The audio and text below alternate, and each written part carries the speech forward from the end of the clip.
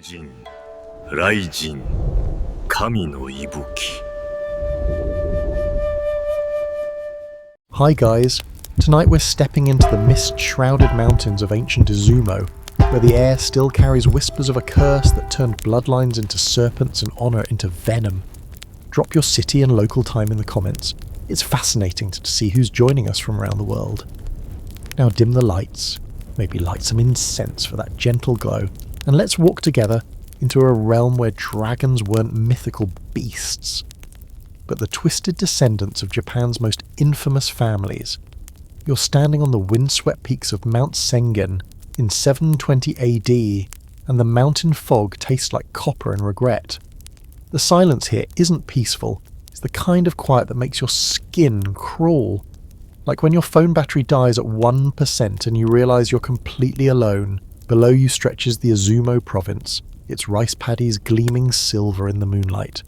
But there's something wrong with the way the mist moves between the valleys. It writhes.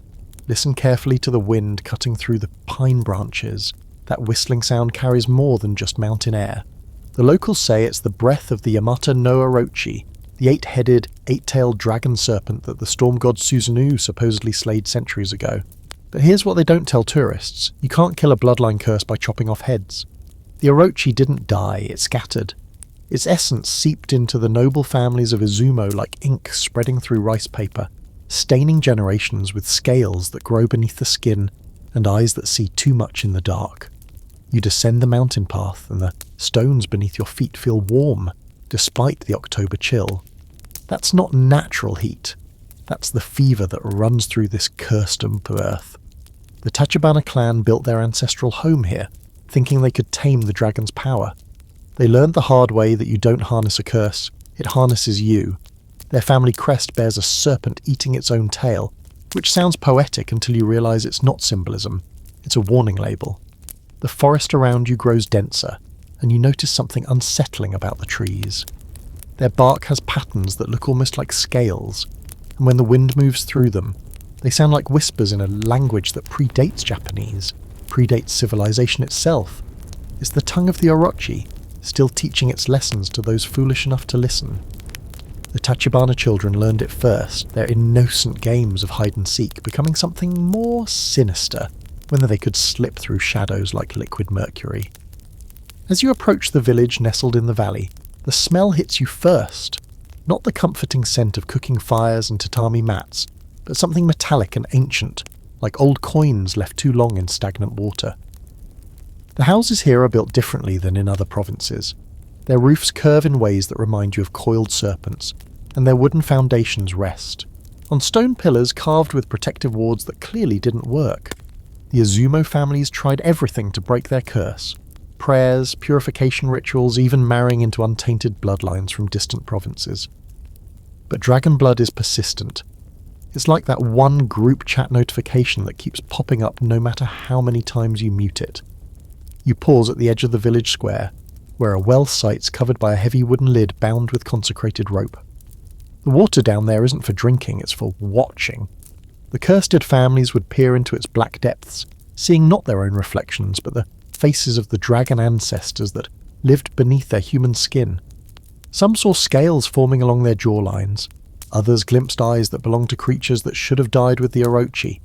The bravest ones saw the future, stretching ahead like an endless coil of suffering that their children and their children's children would inherit. But here's where the story gets interesting. The curse wasn't entirely a punishment. Dragon blood came with gifts that made the bearer both blessed and damned. Enhanced senses that could detect lies, like a smoke alarm detects burnt toast. Strength that could bend iron with bare hands. The ability to slip through the spiritual realm like stepping between rooms in a house. The Tachibana clan produced some of Japan's most formidable warriors, their battle techniques flowing like water and striking like lightning. Yet every victory came with a price paid in humanity shed like old skin. The village children avoid certain houses after dark, though they can't explain why their instincts scream warnings when they pass the Tachibana compound. Inside those walls, the family gatherings aren't quite human anymore. They eat their rice with movements too fluid, too synchronized. Their conversations pause at moments when normal families would never stop talking, as if they're listening to voices only they can hear. and when they laugh, it echoes just a little too long, like the sound of scales scraping against stone. What happened to the families who couldn't control their dragon heritage? What became of the children who woke one morning with serpent eyes and appetites for things that weren't food? The fog rolling down from Mount Sengen carries those answers, but some truths are better discovered slowly. Like watching a snake shed its skin, fascinating, but you don't want to rush the process. You're kneeling on the cold wooden floor of the Tachibana family shrine at midnight, and the ritual implements before you look more like surgical tools than sacred objects. The bronze mirrors reflect not your human face, but something with pupils that stretch vertical like torn silk. This is the Kashira Otoshi, the awakening of scales, and it's about to show you why some family traditions should stay buried. The ritual begins with 3 drops of blood on ancient parchment that crackles like autumn leaves. But this isn't ordinary blood, it's the concentrated essence of 8 generations of Tachibana descendants, each drop containing memories that predate written history. When the blood touches the paper, the kanji characters writhe and reshape themselves, forming words in the dragon tongue that taste like copper pennies when you read them aloud. Your mouth moves without your permission, speaking syllables that make your throat burn and your vision blur around the edges. Listen to the sound your heartbeat makes against the shrine's wooden walls. That rhythmic thumping echoes back distorted, multiplied by 7, matching the pulse of something much larger, breathing beneath the floorboards. The Orochi's heart still beats under Izumo, they say, pumping cursed blood through underground veins that feed the roots of trees and seep into family wells.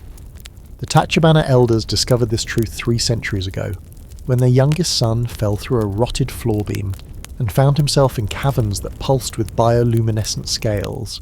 The bronze incense burner before you isn't burning sandalwood. It's filled with powdered serpent skin mixed with herbs that grow only in cursed soil. The smoke rises in patterns that don't follow physics, forming spirals within spirals, creating optical illusions that make you question whether you're looking at smoke or watching something alive moving through the air. Your eyes begin to water, but when you blink, the tears feel thicker than water, leaving silver tracks down your cheeks like liquid mercury. The family matriarch enters the shrine, but her footsteps make no sound on the wooden floor. Her kimono is midnight blue with embroidered patterns that seem to shift when you're not looking directly at them. Cherry blossoms that transform into scales, geometric designs that coil into serpentine forms. She's 73 years old, but her movements flow with the grace of someone who's learned to think in 3 dimensions instead of 2. Her smile reveals teeth just slightly too pointed to be completely human. She places a jade amulet in your hands, and the stone feels warm, almost feverish. This isn't decorative jewellery, it's a living thing, carved from the crystallized breath of the original Orochi. The jade pulses with its own heartbeat, synchronizing with yours until you can't tell where your pulse ends and its begins. The amulet whispers secrets in frequencies only dragon blood can hear. The location of hidden treasures buried in cursed earth, the true names of kami that predate Shinto, and the techniques for walking between the human world and the realm where dead dragons dream. The awakening process starts with your fingernails. They don't grow longer so much as they transform, becoming translucent like horn, developing ridges that catch moonlight and throw it back in rainbow patterns. Your skin begins to feel too tight, like wearing clothes shrunk in the wash, and you understand with a growing horror that this sensation is your scales pressing upward from beneath. They emerge slowly, starting at your spine and spreading outward in geometric patterns that match the designs on ancient ceramics found in Izumo burial mounds. But the physical transformation is nothing compared to what happens to your senses. Colours become more vivid, but also more dangerous. You can now see the spiritual heat radiating from living things, the way emotions leak from the people like coloured smoke. Sounds layer themselves into complex harmonies that normal humans can't perceive. You hear the conversations of mice in the walls, the gossip of insects in the garden, and underneath it all, the deep thrumming voice of something vast and ancient that lives in the earth's bones. The matriarch begins chanting in the dragon tongue, and you realise with creeping dread that you understand every word. She's not performing a blessing, she's reading terms and conditions. The dragon blood comes with requirements, monthly offerings of silver placed at crossroads during the new moon, absolute secrecy about the clan's true nature, enforced by compulsions that make lying about dragon business physically painful, like trying to swallow broken glass. And most disturbing of all, the obligation to continue the bloodline, ensuring that the curse propagates to future generations who never consented to inherit it. Your reflection in the bronze mirrors multiplies. One face becomes 8, each showing a different stage of the transformation. In one mirror, your eyes glow like amber coals. In another, your tongue has developed a forked tip that tastes fear on the air like wine bouquet. The final mirror shows what you'll become if you fully embrace the dragon heritage, something beautiful and terrible, more than human, but no longer entirely alive in any way that matters to the world above ground. The ritual reaches its climax when the matriarch offers you a choice that isn't really a choice at all. Drink from the chalice filled with water from the cursed well, accepting the dragon blood's full awakening, or refuse and watch as the transformation happens anyway, slower, more painful, and without the knowledge needed to control it. The chalice feels heavier than it should, as if it contains the weight of every decision your ancestors made that led to this moment. What happens when you embrace a curse that your great-great-grandmother called down upon her enemies? What kind of person do you become when your lullabies are sung in the language of serpents, and your dreams are filled with memories that belong to dragons? The bronze mirrors reflect 8 different answers, but they're all the same truth viewed from different angles. You're no longer entirely human, and that's just the beginning. You're standing in the gardens of the Tachibana estate at dawn, watching the cherry blossoms fall like snow, but these petals leave silver stains when they touch your transformed skin. Today is your wedding day, and the bride walking toward you through the morning mist carries more than just family honour. She bears the concentrated curse of the Himiko bloodline, making this union a merger of 2 dragon-serpent legacies that will birth something unprecedented. The bride's white kimono isn't traditional silk. It's woven from threads spun by silkworms that fed exclusively on leaves from the cursed grove behind Mount Sengen. The fabric shimmers with an iridescence that normal human eyes can't perceive, but your transformed vision sees the protective wards embroidered in scales and flame patterns that will shield your future children from the worst aspects of their inherited curse. Her obi is secured with a jade pin, carved from the same stone as your awakening amulet, and when sunlight hits it, the pin casts shadows that writhe like living serpents. The wedding ceremony takes place not in a temple, but in the underground cavern where the Orochi's heart still beats. You descend through the shrine's hidden entrance, following steps carved from black stone that grows warm under your feet. The cavern walls pulse with a bioluminescent glow that matches your heartbeat, and the air tastes like ozone and ancient secrets. Your wedding guests aren't entirely human anymore. Some show their dragon heritage more obviously than others, with eyes that reflect light like mirrors and movements too fluid for human joints. Listen to the sound the underground stream makes as it flows through the cavern. That musical bubbling carries the voices of every Tachibana and Himiko ancestor who underwent this same ritual. They're not exactly dead, and not entirely alive, existing in a state that human language doesn't have words for. Their whispered blessings sound like wind through bamboo, but underneath the poetry you catch fragments of warnings about what your children will become and the prices they'll have to pay for powers they never asked to inherit. The Shinto priest conducting your ceremony isn't blessed by normal kamame. He serves the Orochi directly, his prayers spoken in the dragon tongue that makes reality ripple like disturbed water.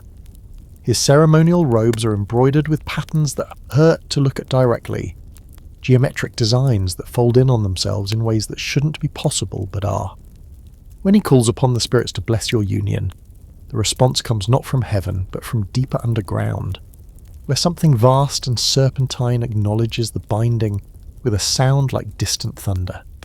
Your bride lifts her veil, and you see that the Himiko bloodline has gifted her with features that are technically human, but somehow more than human.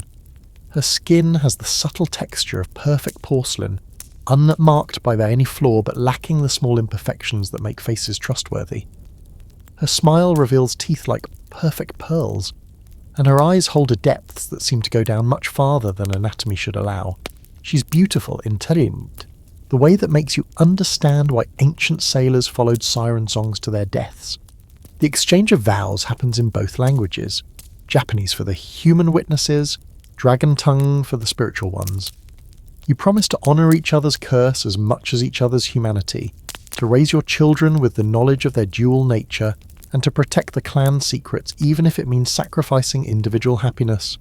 These aren't romantic promises. They're a binding, magical contract that will enforce itself through compulsions that make breaking your word physically impossible, like trying to breathe underwater. The wedding rings aren't gold. They're crafted from metal found in the Orochi's scales, a substance that doesn't exist in nature but forms when dragon magic crystallizes over centuries. The rings pulse with warmth that matches your transformed heartbeat, and when you slip them onto each other's fingers, the metal bonds not just to your skin, but to your spiritual essence. Removing them would require more than divorce lawyers. It would need exorcism rituals that most priests aren't trained to perform. Your first kiss as husband and wife tastes like sake mixed with something metallic and electric. The moment your lips meet, the cavern's bioluminescent glow intensifies, and you realize that your combined dragon blood is creating a resonance effect that amplifies both your powers and your curses. The underground stream's flow changes direction, responding to the shift in spiritual energy, and somewhere in the darkness, you hear the approving rumble of something that's been sleeping for centuries but is now stirring to consciousness. The wedding feast features delicacies that would horrify normal humans: rice wine fermented with herbs that grow only in cursed soil, sushi prepared from fish caught in waters where dragons once bathed, and tea brewed from leaves that absorb moonlight and store it as liquid silver. Your transformed palate finds these flavours exquisite, but you notice that the human servants who prepared the meal wore protective amulets and avoided tasting anything they cooked.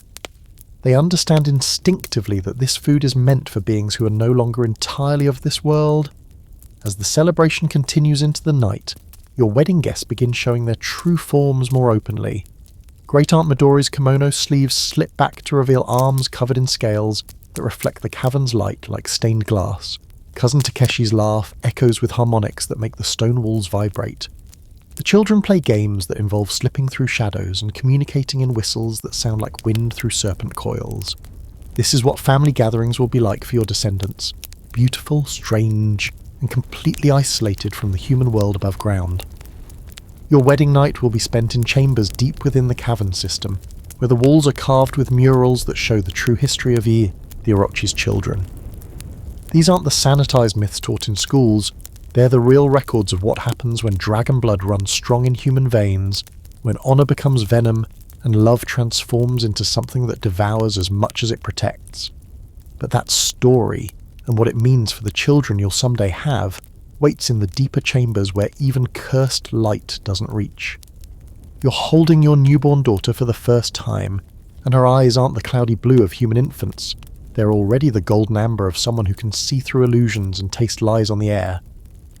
The midwife who delivered her won't meet your gaze, her hand still trembling from the moment when the baby's first cry came out, as a sound no human throat should make, a harmonic whistle that made the delivery room's bronze mirrors crack in perfect geometric patterns. Your wife lies recovering on silk sheets that shimmer with protective wards, but even the most powerful talismans couldn't prevent what happened during labour. The dragon blood doesn't just pass to children through genetics, it awakens during birth, transforming both mother and child in ways that medical textbooks can't explain. Your wife's fingernails developed those telltale ridges during her final contractions, and when she pushed, the birthing chamber filled with the scent of ozone and copper, like the air before a lightning strike.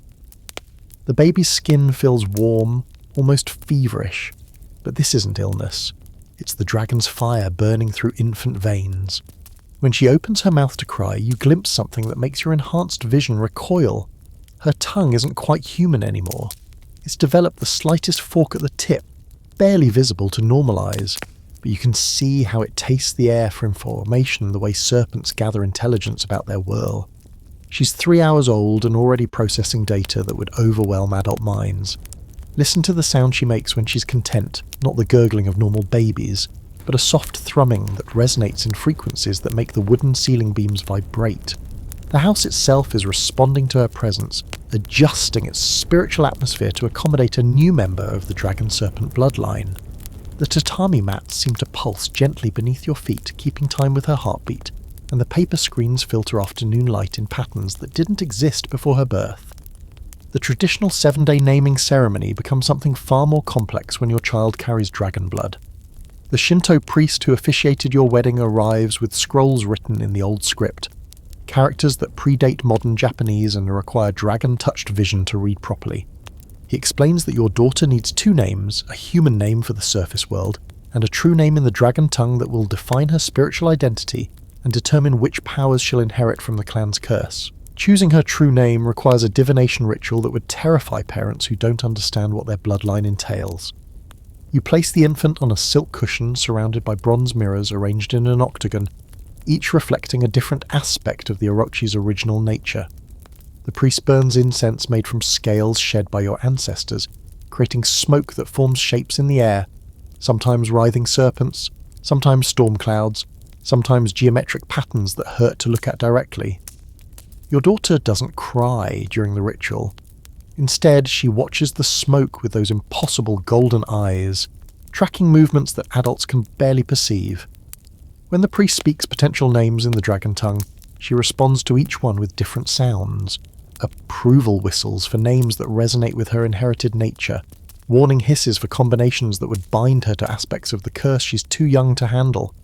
It's like watching an infant negotiate a contract written in spiritual legalese. The name that finally makes her purr with contentment translates roughly as Silver Scale who dreams in storm patterns, but the human world will know her as Yukiko, after the snow that was falling when she was born. The dual identity begins immediately. Official documents will record a normal human child, while the clan's secret genealogies will track something far more complex, a being who exists simultaneously in multiple states of reality like light behaving as both wave and particle. Feeding her becomes an adventure that normal parenting books don't cover. Breast milk alone isn't sufficient for dragon-touched infants.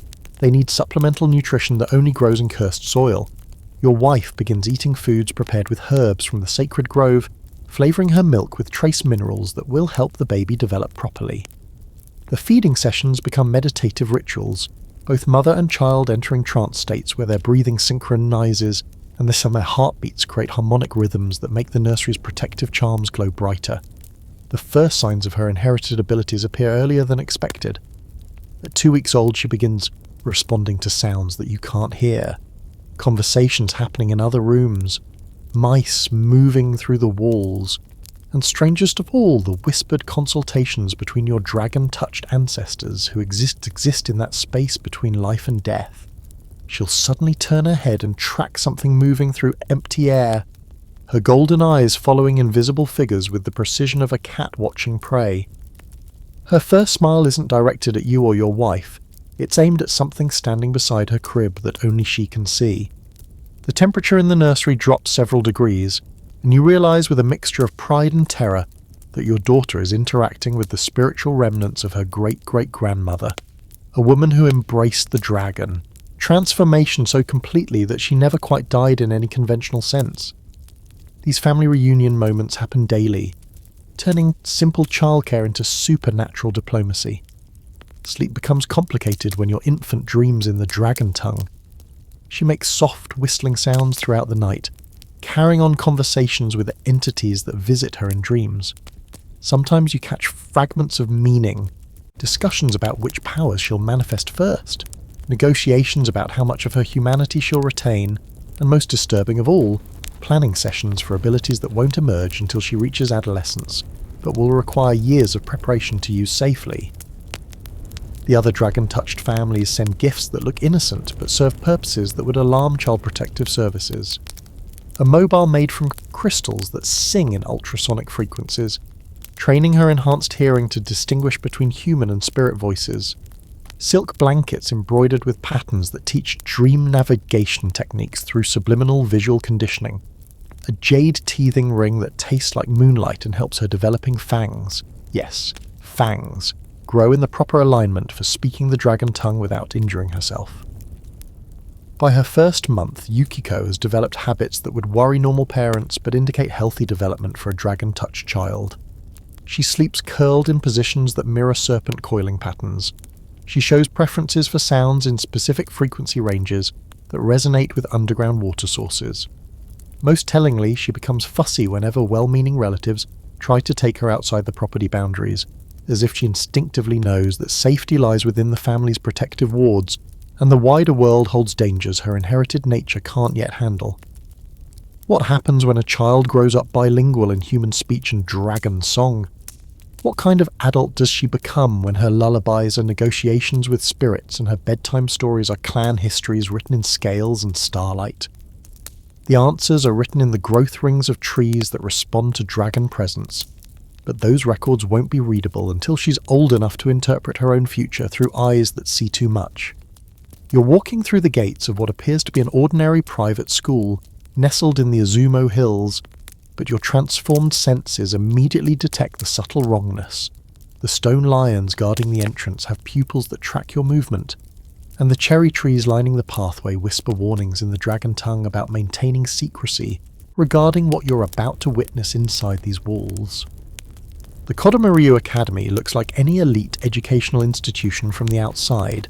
Traditional wooden buildings with curved roofs, carefully maintained gardens, and children in neat uniforms walking between classes. But these students all share the golden eyes and too fluid, movements of dragon-touched bloodlines, and their textbooks contain lessons that would make normal educators question reality. This is where the Serpent clan send their children to learn control over abilities that could reshape the world or destroy it entirely. Your daughter Yukiko, now 7 years old, adjusts her school uniform with movements that flow like water. The Academy's dress code accommodates the unique needs of dragon-touched children, collars designed to hide scale patterns that might emerge during the emotional stress, sleeves with extra room for arms that sometimes grow longer than the human proportions should allow, and shoes with reinforced soles for students whose body temperature runs higher than baseline human norms. Every detail serves to maintain the illusion of normalcy, while preparing these children for lives that will never quite fit in the ordinary world. The morning assembly isn't reciting pledges of allegiance, it's a synchronized breathing exercise that teaches 37 children how to harmonize their dragon-inherited abilities without triggering each other's territorial instincts. The headmaster leads them through vocalizations that sound like traditional Japanese chanting to casual observers, but are actually training exercises for speaking in frequencies that can influence animal behavior, encourage plant growth, and in advanced practitioners, alter weather patterns within a limited radius. Listen to the sound of chalk on blackboard as the mathematics teacher demonstrates calculations that incorporate spiritual geometry alongside conventional arithmetic. These children learn to add and subtract using number systems that account for probability fluctuations caused by dragon presence, geographical equations that map ley lines running beneath Izumo province, and statistical analysis for predicting which inherited abilities will manifest in future generations based on bloodline compatibility charts that read like advanced genetic research. The history lessons cover events that don't appear in official textbooks, the real story of how the Yamata no Orochi's defeat scattered its essence into human bloodlines, the political maneuvering that kept dragon-touched families in positions of influence throughout Japanese history, and most importantly, the ongoing agreements between clan leaders and government officials who pretend not to notice when certain families demonstrate abilities that shouldn't exist. Your daughter takes notes in handwriting that incorporates ideograms from the dragon tongue, creating documents that would look like artistic doodles to normal humans. Physical education class would horrify child safety inspectors if they understood what they were witnessing. Students practice combat techniques that blend traditional martial arts with movements that take advantage of enhanced flexibility, supernatural reflexes, and the ability to predict opponents' actions by reading their spiritual emanations. 7-year-old Yukiko demonstrates a defensive posture that involves flowing around attacks like liquid mercury, her spine bending in ways that suggest her skeletal structure has developed additional flexibility to accommodate her dragon heritage. The playground games aren't tag or hide and seek, they're elaborate training exercises disguised as children's entertainment. Teams compete to navigate mazes while blindfolded, relying on enhanced senses to detect walls made from materials that block normal vision but not dragon-touched perception.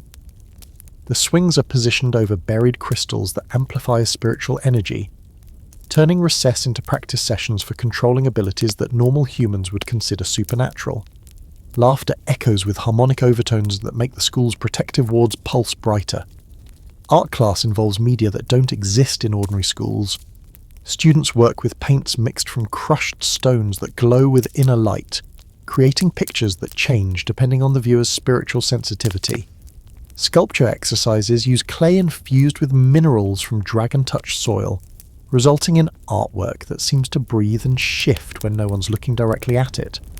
Your daughter's latest project is a ceramic bowl that hums when filled with water, designed to amplify the healing properties of liquids for treating injuries that conventional medicine can't address. Music lessons teach instruments that predate recorded history alongside modern classics. The children learn to play bamboo flutes that produce sounds in ultrasonic ranges, training their enhanced hearing while developing the breath control needed for advanced dragon speech techniques. The school orchestra performs compositions that incorporate weather calling rhythms and plant growth harmonies, their concerts doubling as agricultural rituals that ensure the surrounding countryside remains fertile and protective of the academy's secrets. Language arts class is where the real complexity emerges. Students must maintain perfect fluency in modern Japanese for interacting with the human world, while developing literacy in the dragon tongue for clan business and spiritual communication. Reading comprehension exercises involve texts that shift between languages mid-sentence, preparing children for adult conversations where meaning layers itself in ways that normal humans can't follow. Writing assignments require maintaining 2 versions of every story, one for human audiences, another containing the supernatural truth. The school library contains books that would make bibliophiles weep with joy and terror in equal measure. Ancient scrolls written on dragon scales, their contents visible only to bloodline-enhanced vision. Modern texts that discuss advanced theoretical physics in relation to spiritual manipulation of reality. Medical journals documenting the physiology of dragon-touched humans, complete with anatomical drawings that show skeletal structures modified for supernatural flexibility in organ systems adapted to process energies that don't register on conventional scientific instruments. Lunchtime reveals perhaps the most telling difference between this academy and normal schools. The cafeteria serves foods prepared to meet the specific nutritional needs of dragon-touched children.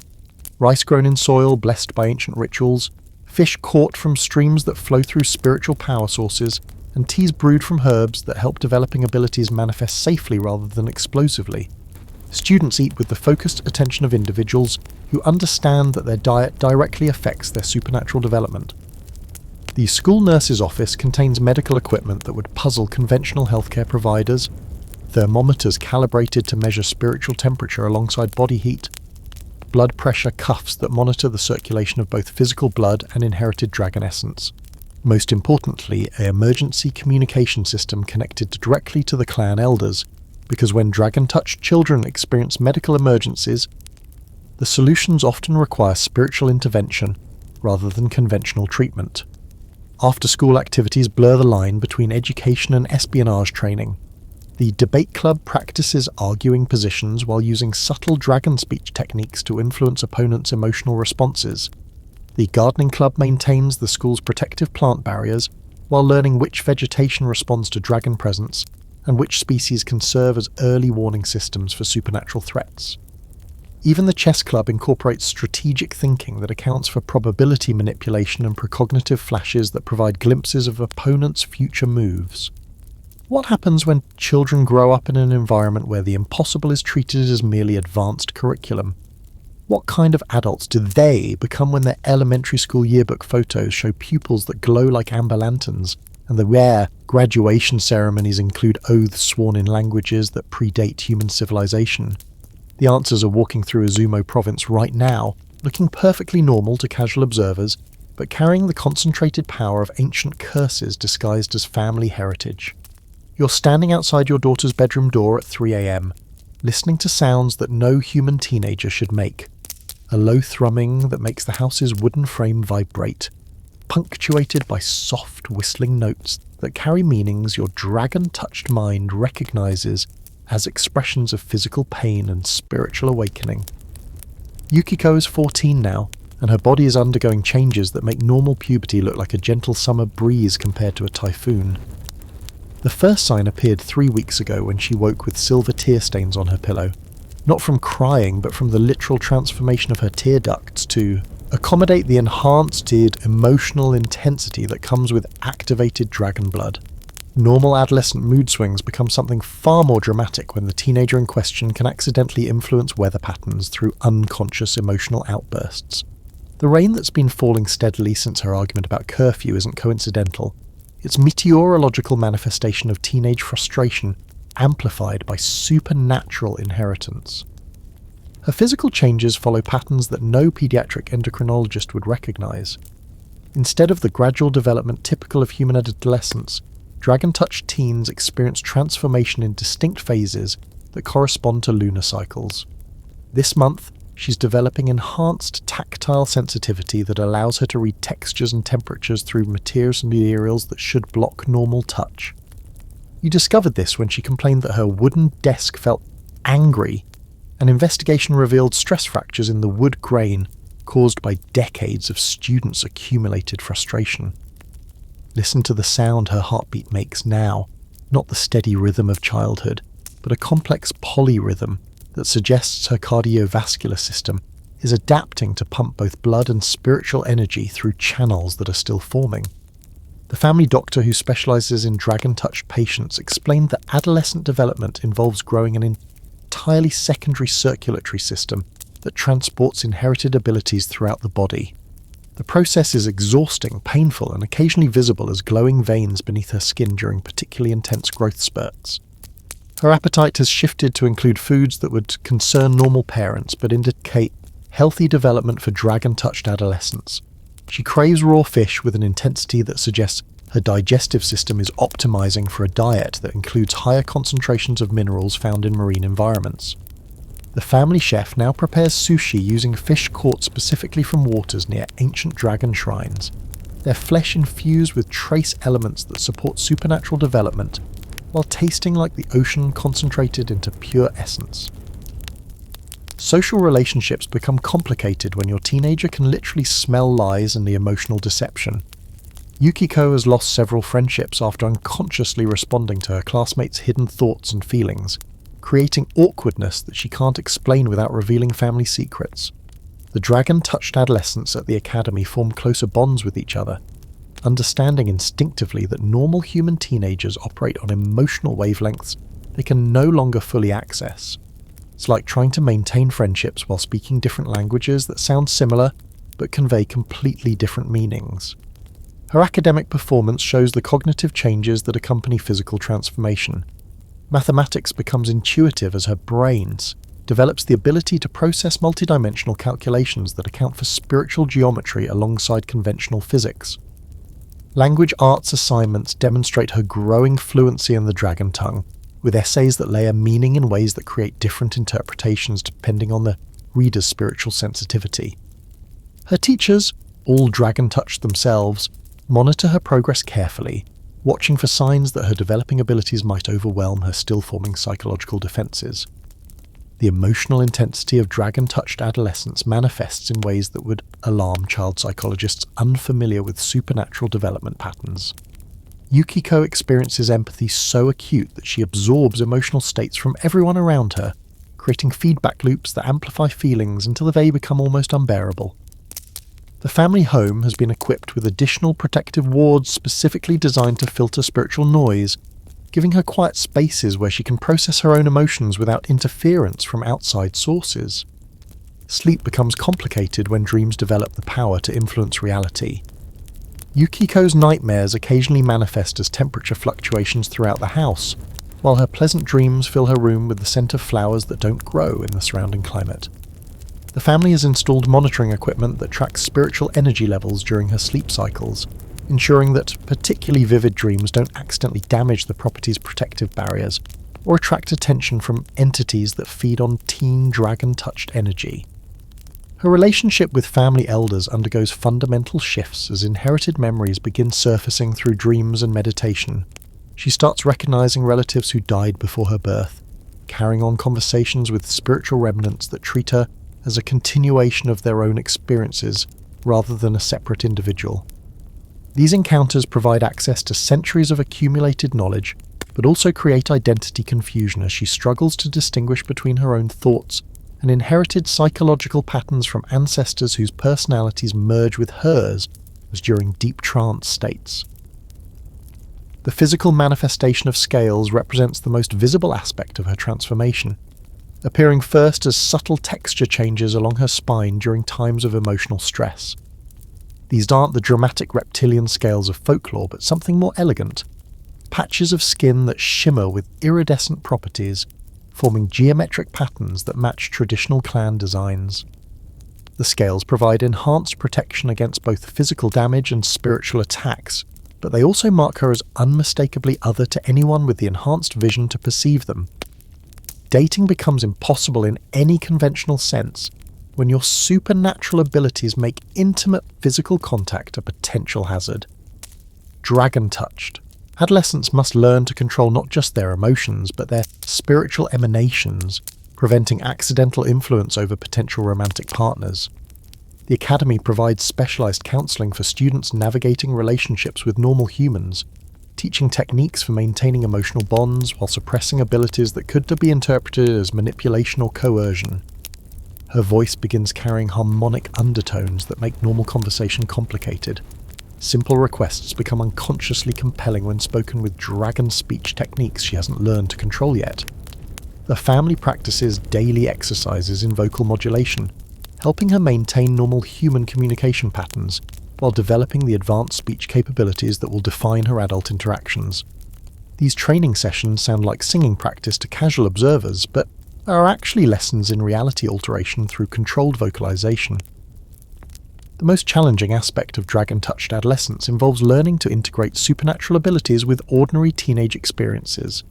Yukiko wants the same things as her normal human peers: independence, social acceptance, the freedom to make mistakes without catastrophic consequences.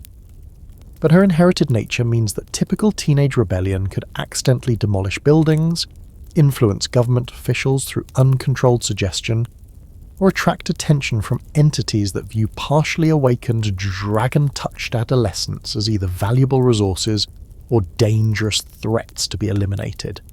What happens when a teenager's mood swings can alter local weather patterns? What kind of adult relationships does she form when her empathic abilities make conventional social interactions feel shallow and deceptive? How does she choose a college major when her enhanced cognition processes information into ways that don't align with standard educational frameworks? These questions don't have answers in normal parenting guides, only in the accumulated wisdom of families who have been navigating supernatural inheritance for longer than recorded history keeps track of. You're descending through hidden passages beneath the Izumo Grand Shrine, following stairs carved from black stone that grows warmer with each step downward. The air thickens with the scent of incense mixed with something metallic and ancient, the breath of dragons who transformed their dying gasps into eternal courts of law that govern the supernatural politics of Japan. 500 feet below the world's surface, where tourists photograph sacred architecture, the real power structures of the dragon-touched clans hold sessions that determine the fate of bloodlines stretching back 1,000 years. The chamber you enter defies architectural logic, its dimensions seeming to shift depending on your viewing angle, like an optical illusion built from spiritually active materials. The ceiling disappears into darkness, so complete it might not exist, while the walls curve inward in patterns that hurt to contemplate directly.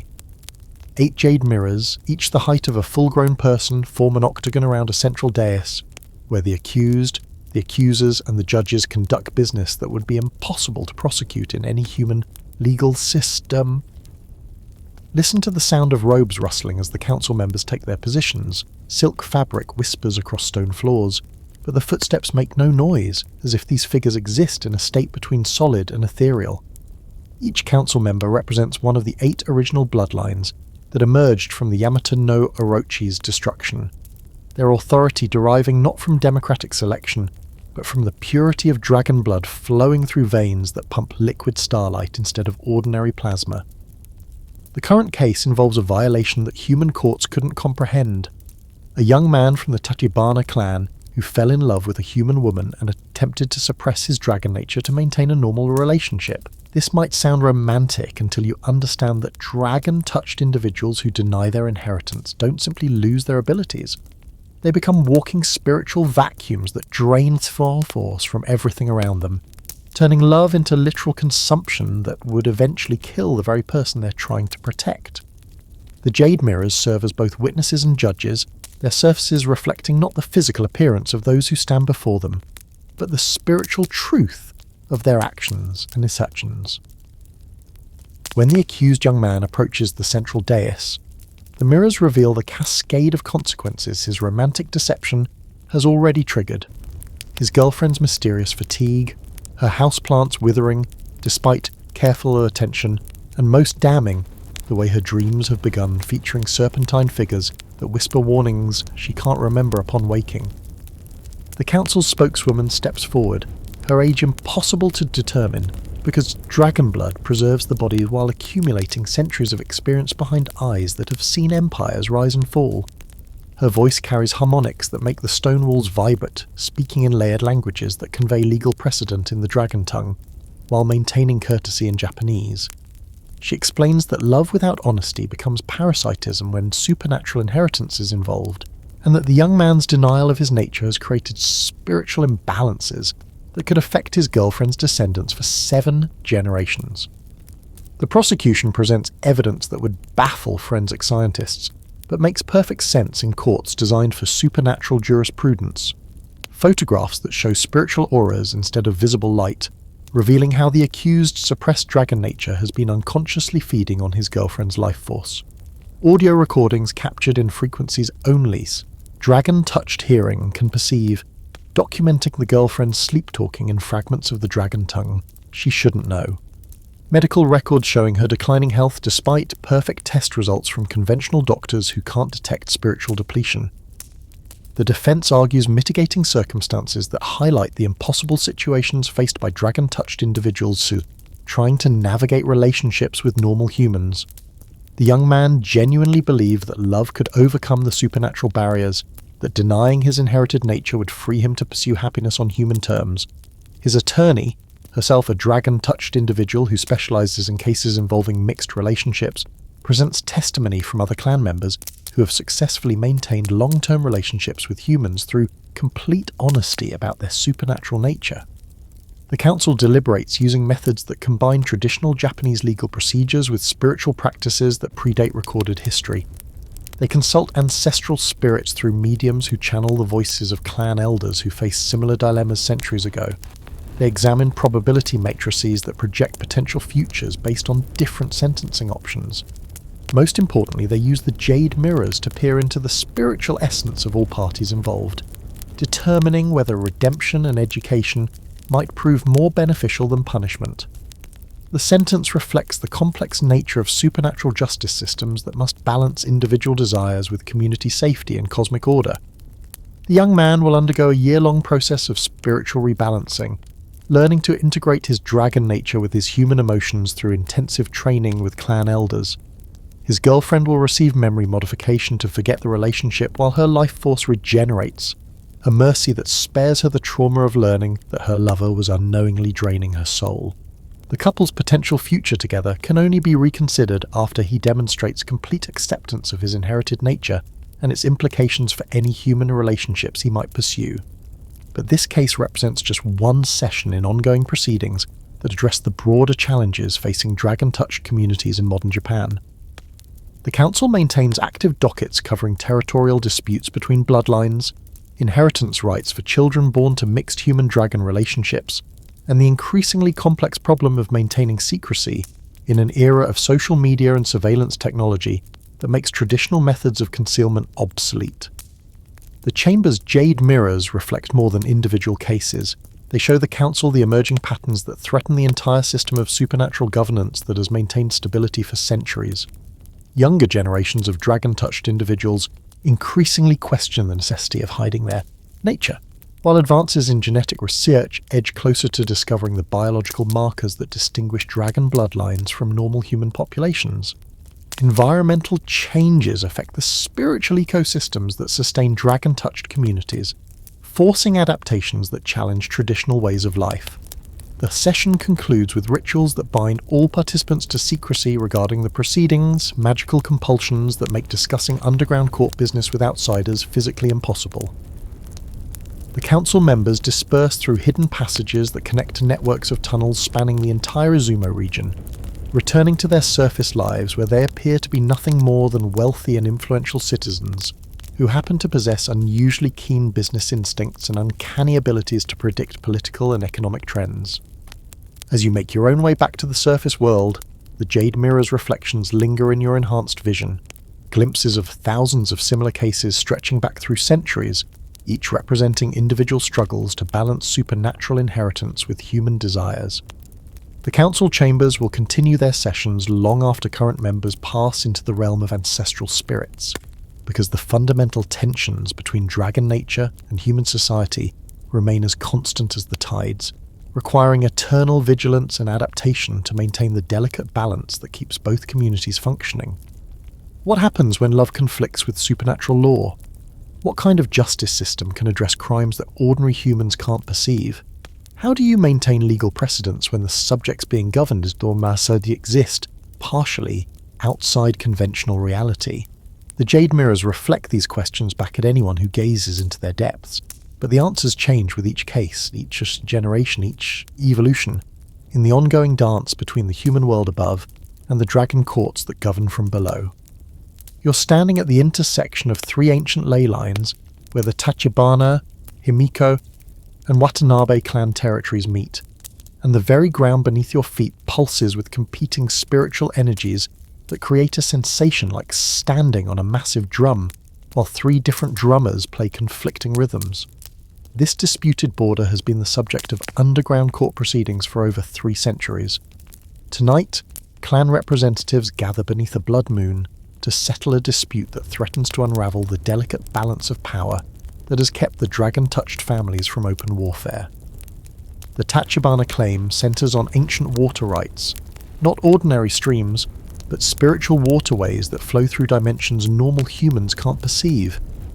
These ethereal rivers carry the concentrated essence of dragon power, and access to them determines which bloodlines maintain their supernatural abilities and which slowly fade into mere humanity. The Watanabe clan argues that their ancestors discovered these hidden currents first, establishing settlements along their banks before the Tachibana even learned to speak the dragon tongue. Documents written on scales prove nothing when both sides possess the ability to alter reality through sufficiently powerful magical influence. Listen to the sound of jade tokens being placed on the stone table. Each represents a specific tract of spiritually active land, their crystalline chiming creating harmonies that would drive normal humans mad but serve as a sophisticated negotiation language for dragon-touched diplomats. The Himiko clan's representative, a woman whose age is measured in centuries rather than decades, arranges the tokens in patterns that simultaneously propose territorial boundaries and subtle threats regarding what might happen if her family's ancient claims are ignored. The court summons witnesses who exist in states between life and death, ancestral spirits bound to specific locations by magical compulsions that make their testimony both absolutely reliable and completely biased toward their descendants' interests. The ghost of a Tachibana patriarch who died defending the eastern borders materializes through blood ritual, his transparent form providing detailed testimony about territorial markers that were established using methods that would be considered war crimes if applied to human conflicts. His words carry the weight of absolute truth because the dead cannot lie, but they can certainly omit crucial details that might weaken their family's position. The Watanabe clan produces evidence that makes the court's jade mirrors pulse with alarmed recognition. Ancient contracts written in the dragon tongue and sealed with blood that detail territorial agreements predating the establishment of the current boundaries by 200 years. These documents weren't stored in earthly archives but preserved in spiritual dimensions where time flows differently, making their legal validity a matter of complex metaphysical jurisprudence that requires consultation with sentis deities that predate human civilization. Blood rights form the core of the dispute, not just ancestry, but the literal potency of dragon essence flowing through each clan's veins. The court orders DNA analysis using techniques that blend modern science with supernatural assessment, examining not just genetic markers, but the spiritual resonance patterns that determine how effectively each bloodline can channel inherited abilities. The results reveal uncomfortable truths about bloodline purity that some families have been concealing for generations through carefully arranged marriages and adoption rituals. The Himiko representative presents the most disturbing evidence. Photographs taken with cameras modified to capture spiritual emanations showing how territorial disputes have begun affecting the land itself. Crops grown in contested areas develop mutations that shouldn't exist in nature. Rice that glows within a light, vegetables that whisper when harvested, fruit trees that bear produce in shapes resembling dragon scales. The spiritual contamination spreading from unresolved territorial conflicts threatens to expose supernatural activity to human authorities who monitor agricultural anomalies for signs of chemical pollution. Negotiation proceeds through methods that would confuse traditional diplomats but make perfect sense in courts, designed for supernatural governance. Each clan offers hostages, not prisoners, but family members who will forfeit their dragon abilities if the territorial agreements are violated.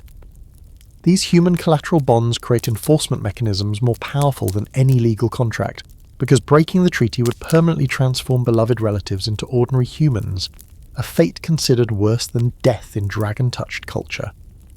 The settlement requires consultation with the land itself, using divination techniques that treat the disputed territory as a sentient entity capable of expressing preferences about its governance.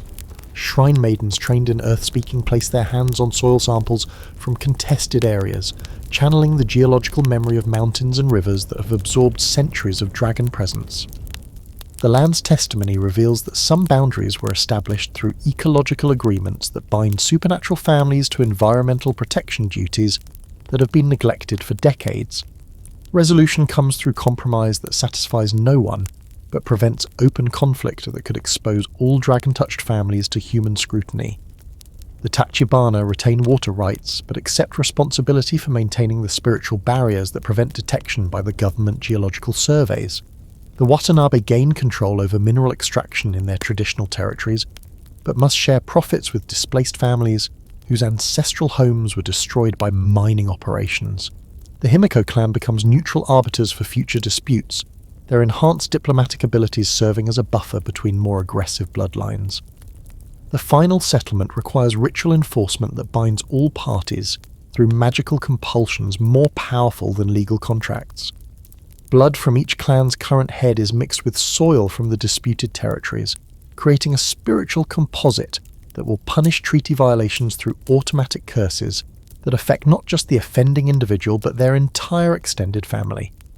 The enforcement mechanism ensures compliance through consequences that make breaking the agreement literally impossible, rather than merely inadvisable. But even as this particular dispute reaches resolution, the court's jade mirrors reflect dozens of similar conflicts brewing throughout Japan. As modernization disrupts traditional territorial arrangements, and young dragon-touched individuals question the necessity of maintaining boundaries established by ancestors they never met.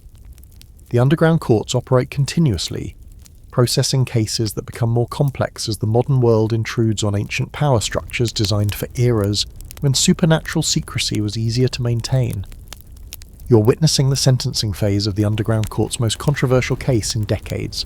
A dragon-touched teenager who used her inherited abilities to manipulate stock markets, generating millions in profits while destabilizing the Japanese economy in ways that human financial analysts are still struggling to understand.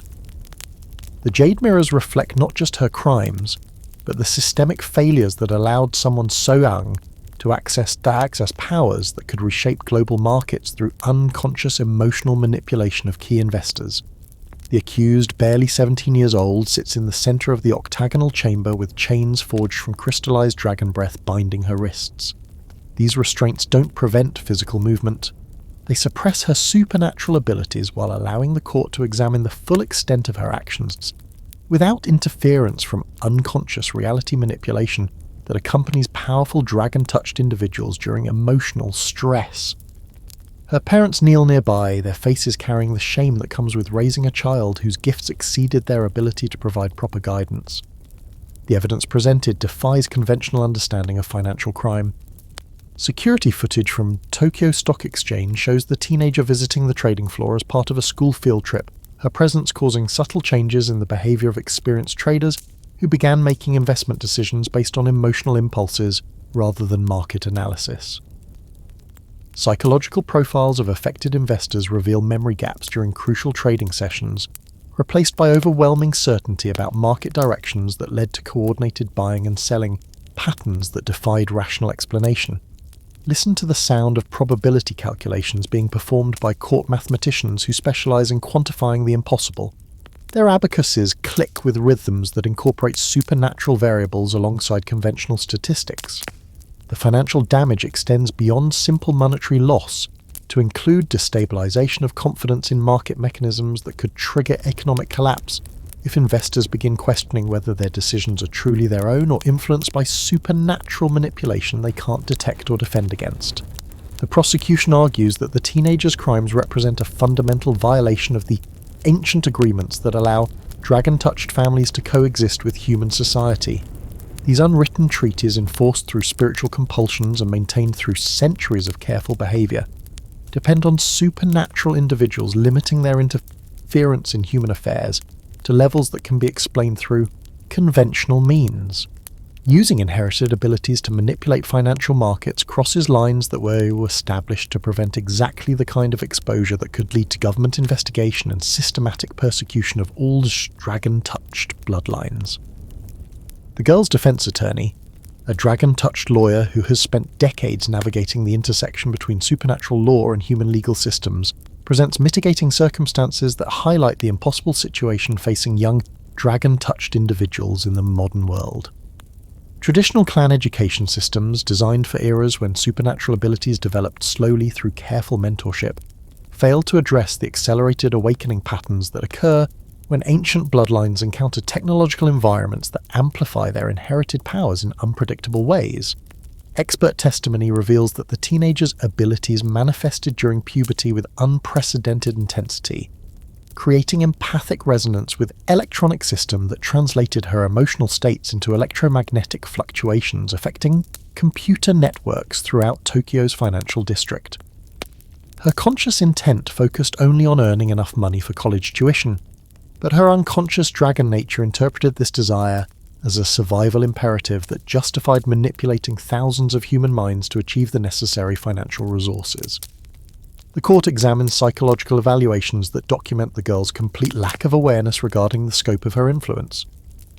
Dragon-touched individuals often develop abilities that operate below the threshold of conscious recognition, making them unknowing participants in reality manipulation that affects everyone around them. The Jade Mirrors reveal memories showing how her emotional states during final exams created market volatility patterns that correlated directly with her stress levels, academic performance and romantic relationships, turning her teenage drama into international economic events. The case raises fundamental questions about accountability when supernatural abilities operate autonomously, beyond the conscious control of individuals who inherited them without consent. Traditional justice systems assume that accused parties possess full knowledge of their actions and can choose to refrain from criminal behaviour.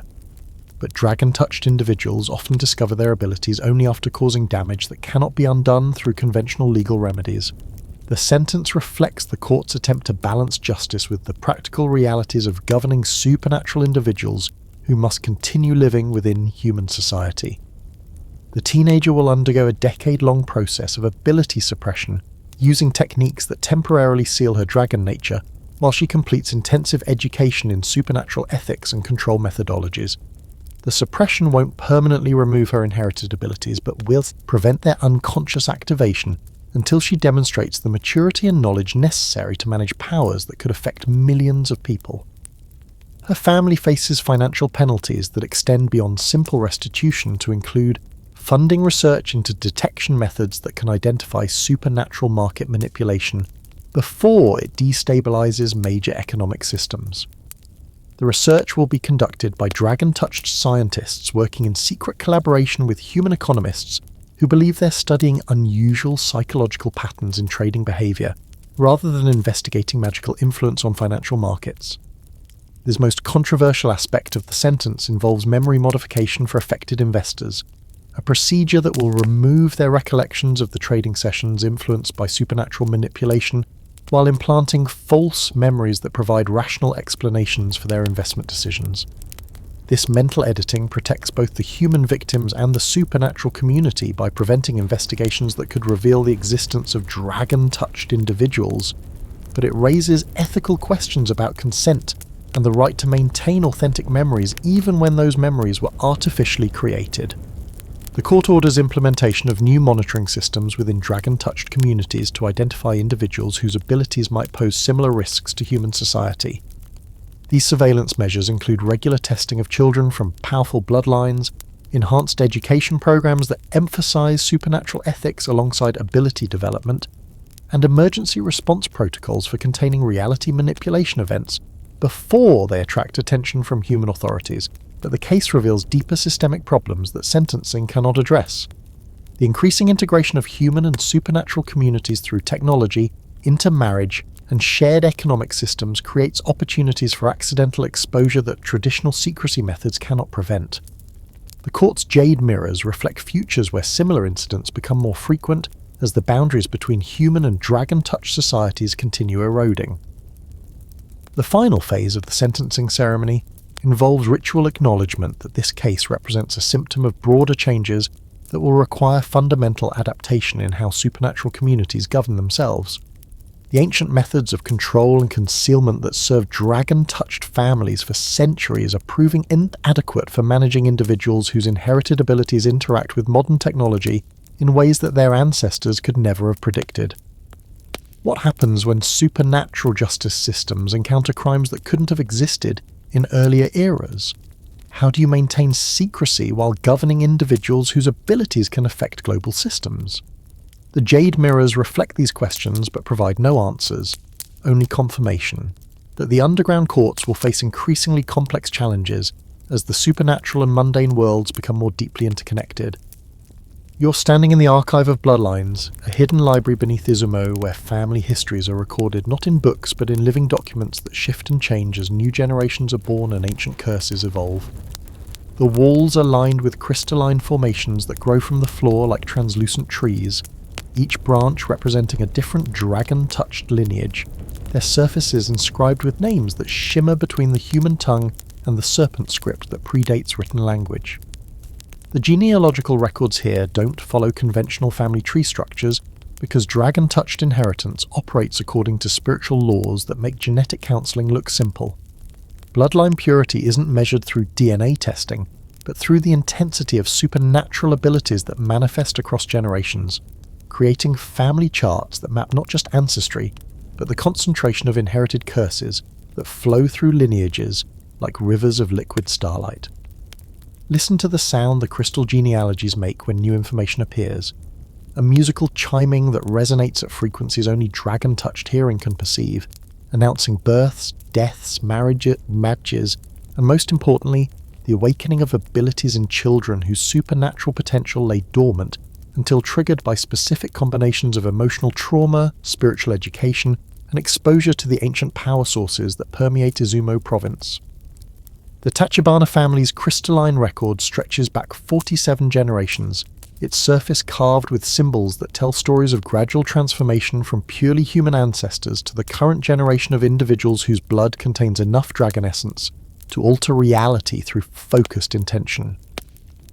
The family's founding myth, recorded in characters that burn with inner fire when viewed through enhanced vision, describes the first Tachibana patriarch's encounter with a dying dragon who traded its accumulated power for a promise to preserve the knowledge of ancient magic through human bloodlines.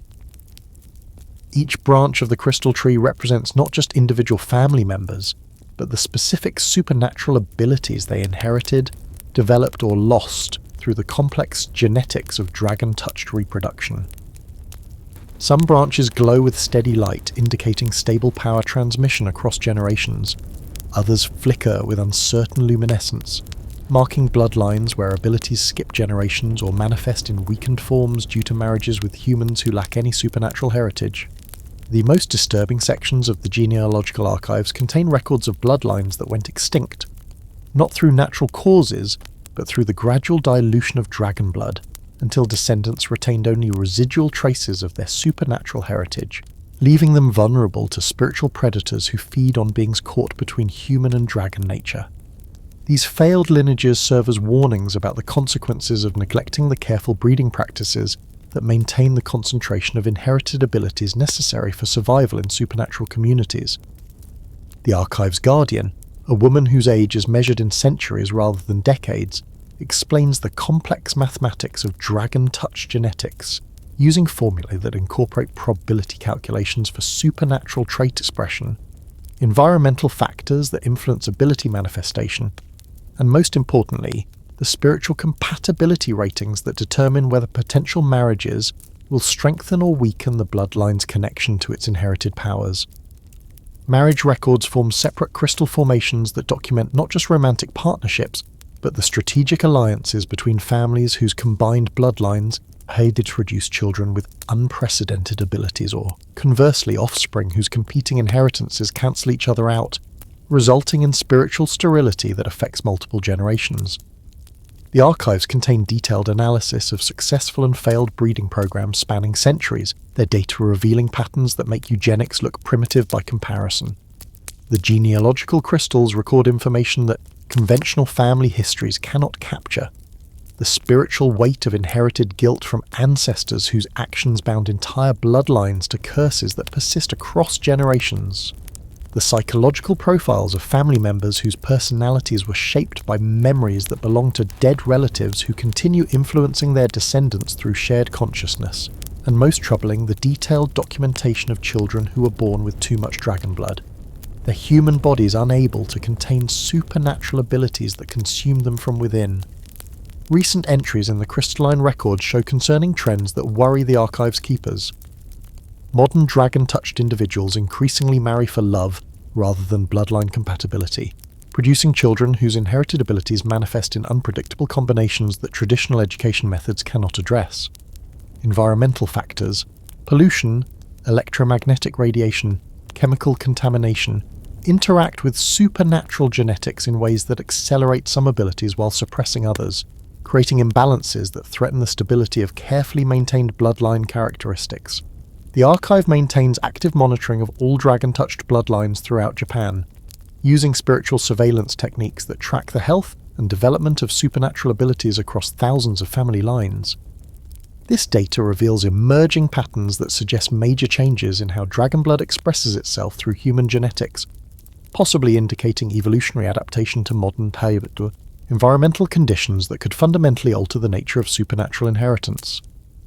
The most sensitive section of the archives contains genealogical records for bloodlines that have been deliberately concealed from their own descendants, families whose ancestors made agreements with supernatural entities that bound future generations to obligations they never consented to inherit. These hidden branches of family trees document curses that activate only under specific conditions, dormant supernatural debts that must be paid by individuals who have no knowledge of their inherited obligations until circumstances trigger ancient magical contracts. Some crystalline formations pulse with warning lights that indicate bloodlines approaching critical points where decisions made by current generation members will determine whether their supernatural heritage continues or undergoes permanent transformation. These crisis genealogies require immediate intervention from clan elders who must guide families through spiritual transitions that could either strengthen their dragon blood for future generations or dilute it beyond recovery. The archive's most disturbing revelation concerns the gradual emergence of entirely new forms of supernatural inheritance that don't follow traditional dragon-touched patterns. Environmental mutations, technological interactions with inherited abilities, and exposure to spiritual phenomena unknown to previous generations are creating bloodline variations that existing genealogical frameworks cannot classify or predict. These anomalous family lines represent either evolution or degeneration. The archive's keepers cannot determine which. The crystalline records conclude with probability projections for the future of dragon-touched bloodlines, their calculations incorporating thousands of variables to predict how supernatural inheritance will change over the next century. The projections reveal multiple possible futures, complete integration with human society through gradual ability dilution, discovery and persecution by the government authorities who develop technologies capable of detecting supernatural genetics, or transformation into something entirely new that transcends the traditional boundaries between human and dragon nature. What happens when family histories span centuries and include relatives who never quite died? How do you trace ancestry through bloodlines that connect to entities existing in multiple dimensions simultaneously? The crystalline genealogies provide answers that raise more questions about the nature of inheritance, when the traits being passed down include the ability to reshape reality through inherited curses that bind families to destinies they cannot escape. You're examining your reflection in a mirror made from polished dragon scale, watching as the serpent's mark spreads across your left shoulder blade in patterns that shift between geometric precision and organic flow. This isn't a tattoo or birthmark. It's a physical manifestation of spiritual transformation that appears on dragon-touched individuals when their inherited abilities reach critical mass, marking them as beings who exist simultaneously in human and supernatural realms. The mark begins as a single scale-like patch no larger than a coin, its surface shimmering with iridescence that changes colour depending on your emotional state. During moments of calm, it appears silver blue like moonlight on water. When anger rises, it shifts to deep crimson that pulses with your accelerated heartbeat. Fear turns it pale gold with edges that seem to dissolve into the surrounding skin, while intense concentration creates patterns of crystalline clarity that reveal layers of meaning in the dragon tongue, written in microscopic script across its surface. Listen to the sound the mark makes when it's actively growing, a soft crackling like ice forming on a winter pond, accompanied by sensations that feel like insects crawling beneath your skin as new scales emerge in fractal patterns that follow mathematical principles unknown to human geometry. The expansion process is both painful and euphoric, each new scale bringing enhanced sensory perception that makes ordinary human senses feel muted and inadequate in comparison. The physical transformation isn't limited to the visible marks. Your skeletal structure begins adapting to accommodate supernatural abilities that require enhanced flexibility and strength. Vertebrae develop additional joints that allow serpentine movement patterns impossible for purely human anatomy. Muscle fibers gain density that provides power without bulk, creating the deceptively slender physiques characteristic of adult dragon-touched individuals who can lift weights that would challenge professional athletes while appearing no stronger than ordinary humans.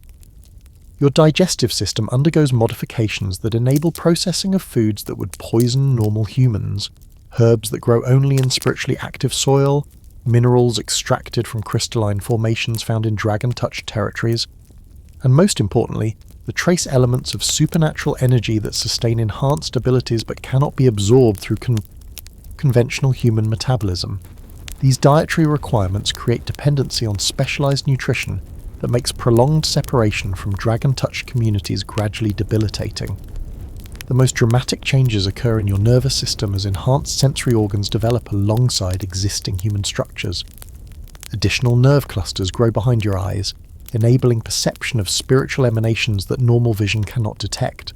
Supplementary hearing mechanisms develop in your inner ears, allowing detection of ultrasonic frequencies used in dragon speech that convey meaning through harmonic combinations rather than conventional phonetic structures.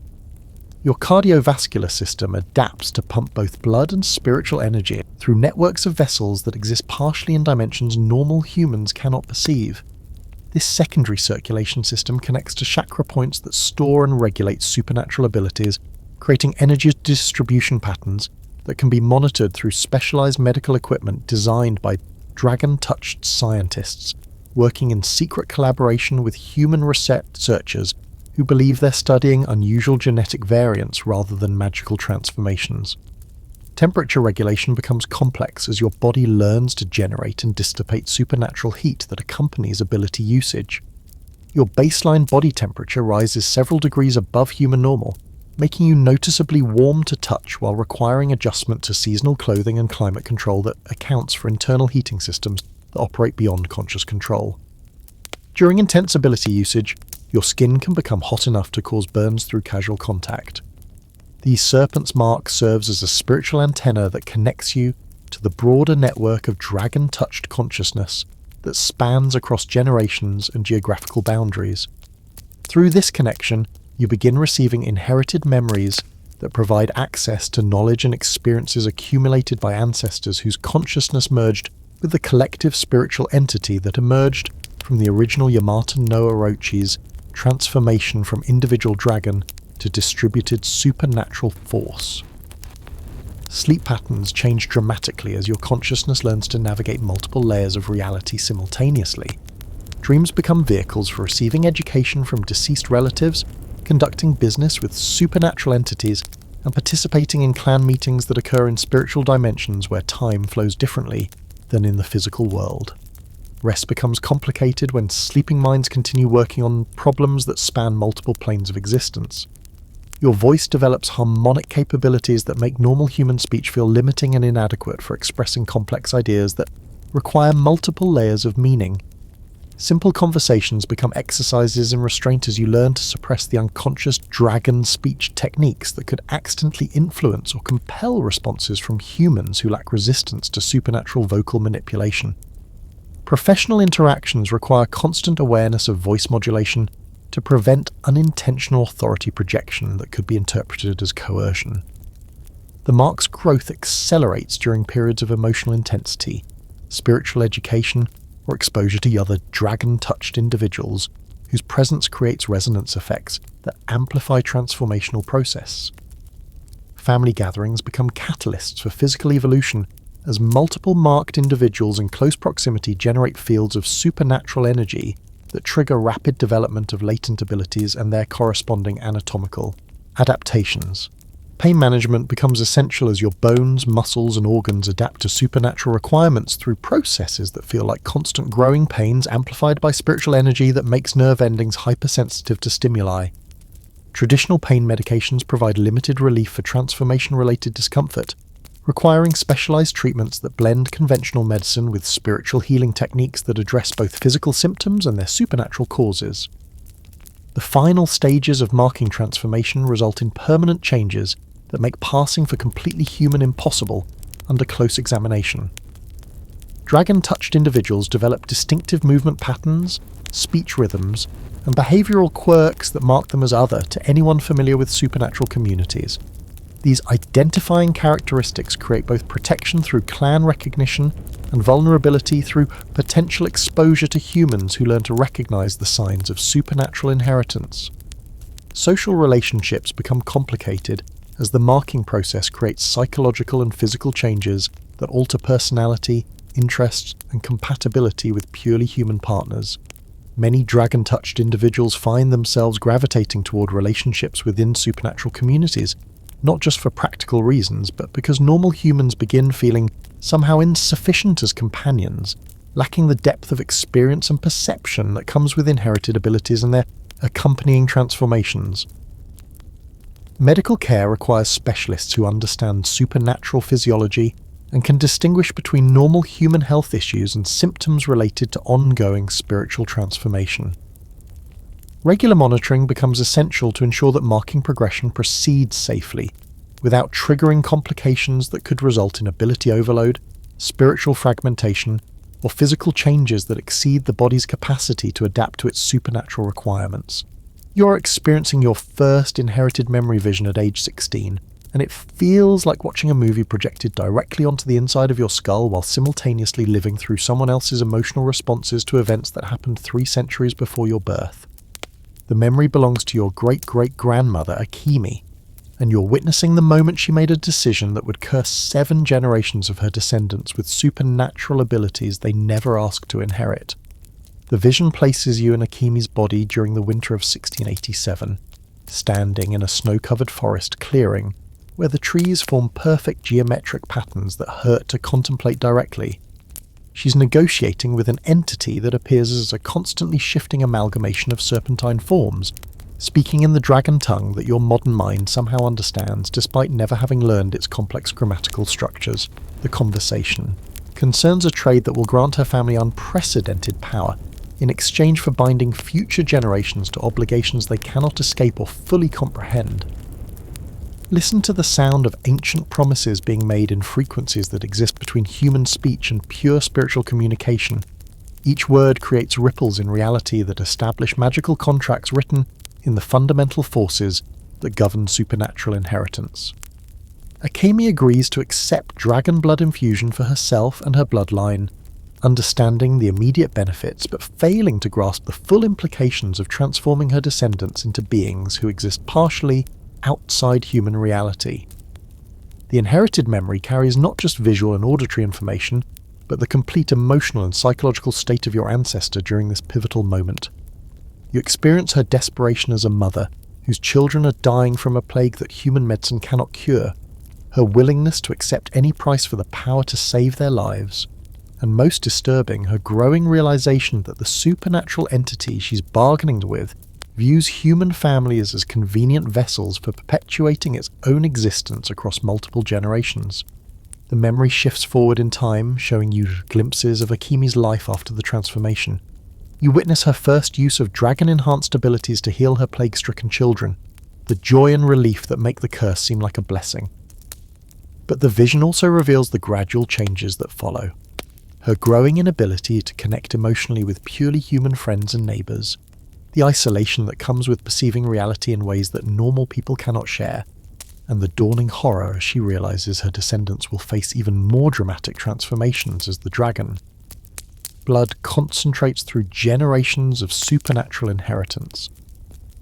The inherited memory includes access to Akimi's accumulated knowledge and experiences, flooding your teenage consciousness with information about spiritual practices, supernatural politics, and family obligations that span centuries.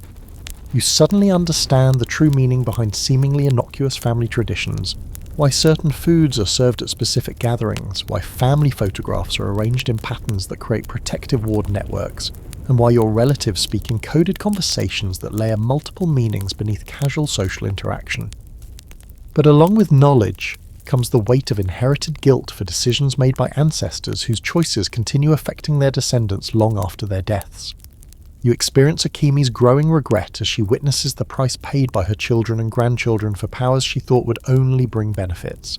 The memory carries her accumulated sorrow for every family member who struggled with supernatural abilities they didn't understand, every relationship destroyed by inherited traits that made normal human connection impossible, and every life shortened by the spiritual stress of existing between human and dragon nature. The vision expands to include inherited memories from other ancestors, creating a cascade of consciousness that spans multiple generations and reveals the full scope of your family's supernatural history. You witness your great-grandfather's attempts to break the inherited curse through rituals that nearly killed him, your grandmother's decision to embrace her dragon nature completely despite the social isolation it created, and your father's ongoing struggle to balance supernatural obligations with his desire for a normal human life. Each inherited memory comes with psychological pressure that threatens to overwhelm your individual identity with the accumulated personalities of deceased relatives who continue influencing their descendants through shared consciousness. You begin understanding why many dragon-touched individuals develop distinctive quirks and behavioural patterns. They're negotiating constant input from ancestral voices that provide advice, criticism, and commentary on every decision while carrying their own agendas that may conflict with the current generation's goals and desires. The memory inheritance reveals family secrets that were never documented in conventional records, including the true circumstances behind mysterious deaths, disappearances, and estrangements that shaped your family's history. You discover which relatives were murdered by humans who detected their supernatural nature, which ones committed suicide rather than pass their curses to children, and which ones simply vanished into spiritual dimensions when the weight of inherited obligations became unbearable. Most disturbing are the inherited memories that reveal the full extent of supernatural surveillance within your family lineage. Previous generations made agreements with spiritual entities that established monitoring systems spanning multiple centuries, creating networks of observation and control that track every dragon-touched descendant's development, behaviour, and compliance with inherited obligations. Your personal privacy has been compromised since birth by contracts signed by ancestors you never met for reasons you're only beginning to understand. The psychological impact of inherited memory access creates identity confusion that requires specialized therapy from counselors who understand supernatural consciousness. Distinguishing between your own thoughts, emotions, and preferences and those inherited from deceased relatives becomes a constant challenge that affects every aspect of personal development, from career choices to romantic relationships. Some dragon-touched individuals develop multiple personality characteristics that represent different ancestral influences competing for psychological dominance. The inherited memories also reveal the existence of family enemies and obligations that current generations must inherit regardless of their personal involvement in the original conflicts. Ancient feuds with rival supernatural families, debts owed to spiritual entities entities, and promises made to human organizations that learned about dragon-touched existence centuries ago continue affecting descendants who had no involvement in creating these complications but cannot escape their inherited responsibilities.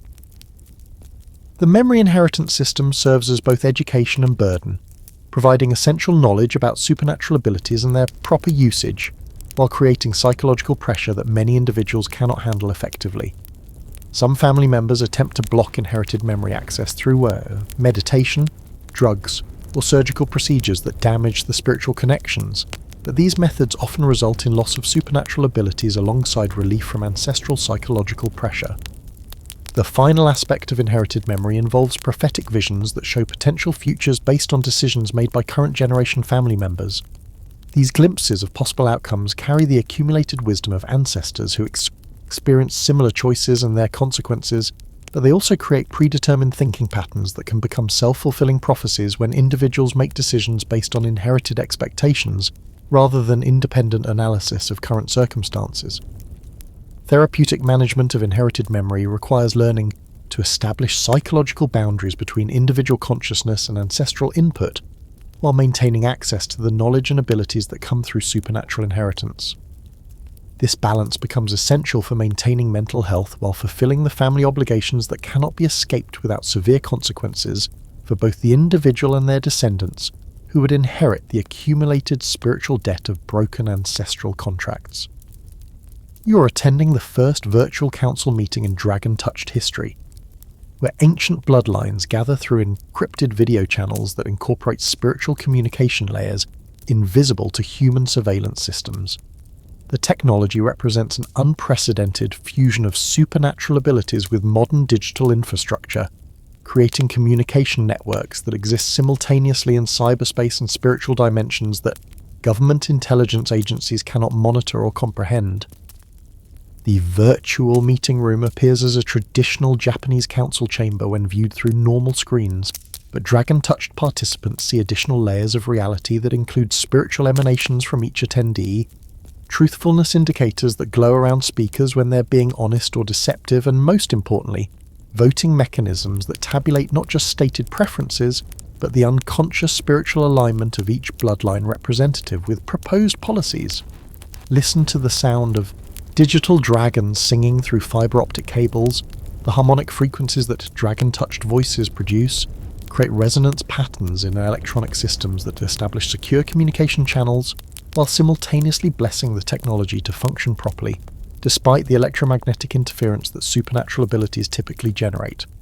This marriage of ancient power and modern convenience represents decades of careful experimentation by dragon-touched engineers who learn to channel inherited abilities through technological systems. The current debate concerns how supernatural communities should respond to increasing human technological surveillance that threatens traditional methods of concealment. Government satellites equipped with thermal imaging can detect the elevated body temperatures characteristic of dragon-touched individuals. Social media algorithms analyze behavioral patterns that reveal supernatural influence on human decision-making.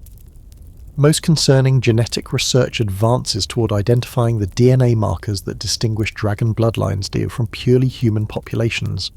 Council representatives from Tokyo argue for complete technological integration, proposing that dragon-touched communities embrace digital existence by transferring their consciousness into computer networks, where they can exist beyond the reach of human surveillance, while maintaining influence over physical world events through electronic manipulation. This radical solution would preserve supernatural abilities while eliminating the vulnerability that comes with physical bodies that can be detected, captured, and studied by increasingly sophisticated human technology. The rural clans object to digital transcendence proposals, arguing that dragon nature requires connection to physical earth, water, and spiritual energy sources that cannot be replicated in electronic environments. Representatives from mountain territories present evidence showing how prolonged computer usage weakens supernatural abilities in younger, dragon-touched individuals who spend more time in virtual reality than practicing traditional spiritual disciplines that maintain their connection to inherited powers. The debate reveals generational conflicts within dragon-touched communities as older members struggle to adapt to technological changes that younger generations navigate intuitively. Digital native dragon-touched individuals demonstrate abilities that their elders cannot comprehend. Reality manipulation through social media platforms, weather control via satellite communication systems, and most impressively, the ability to influence human behaviour through carefully crafted online content that incorporates subliminal dragon speech techniques. The Council examines evidence of human organisations that have begun developing countermeasures specifically designed to detect and neutralise supernatural abilities. Military research programs investigate electromagnetic weapons that disrupt the spiritual energy flows necessary for dragon-touched ability usage. Corporate psychological testing includes screening protocols that identify job applicants whose behavioural patterns suggest supernatural influence or inherited abilities that could provide unfair advantages in competitive business environments.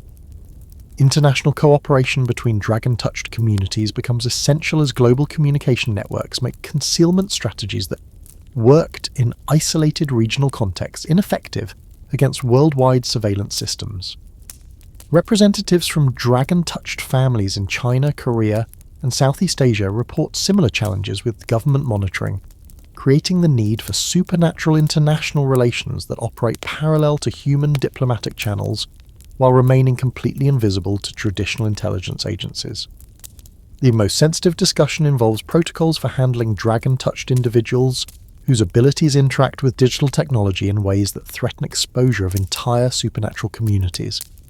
Recent incidents include a teenager whose emotional states accidentally triggered stock market fluctuations through unconscious influence on algorithmic trading systems, and an adult whose dreamwalking abilities allowed spiritual travel through internet connections that left detectable traces in server logs that cybersecurity specialists cannot explain through conventional hacking methods. Emergency response procedures for technological exposure require coordination between supernatural communities and human organizations that remain unaware. They're receiving assistance from dragon-touched individuals working within government and corporate structures. These covert operatives use their inherited abilities to influence decision-making processes that prevent investigation of supernatural phenomena while steering technological development away from detection methods that could compromise dragon-touched concealment. The Council establishes new protocols for educating younger generations in digital security that incorporates both technological expertise and spiritual disciplines necessary for maintaining supernatural abilities while operating in electronic environments. These education programs teach students to use inherited powers to enhance, rather than replace technology, creating symbiotic relationships between dragon nature and digital systems that benefit both supernatural communities and human society through innovations that appear completely mundane to outside observers. The meeting concludes with agreements that represent fundamental changes in how dragon-touched communities will operate in the modern world.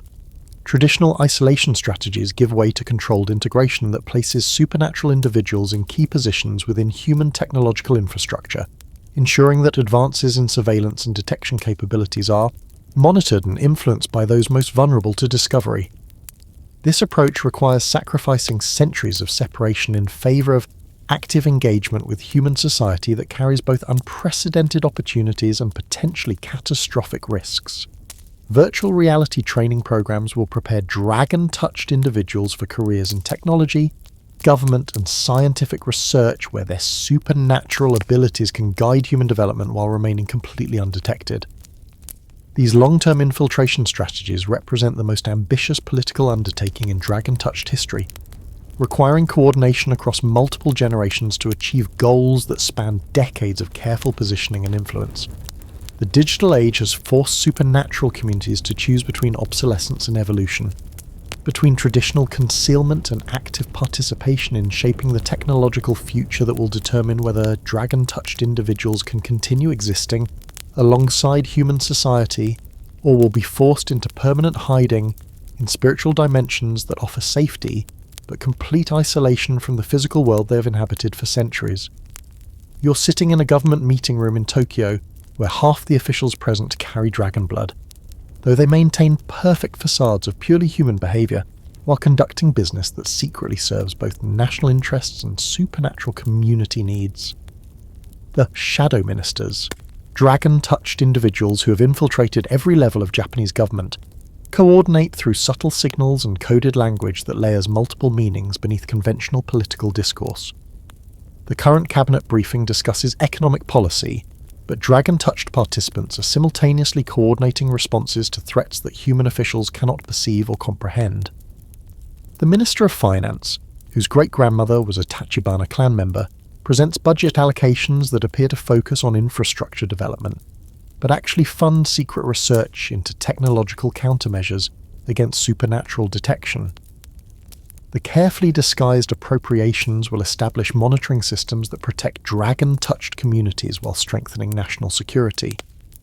Listen to the sound of carefully modulated voices speaking in frequencies that carry double meanings.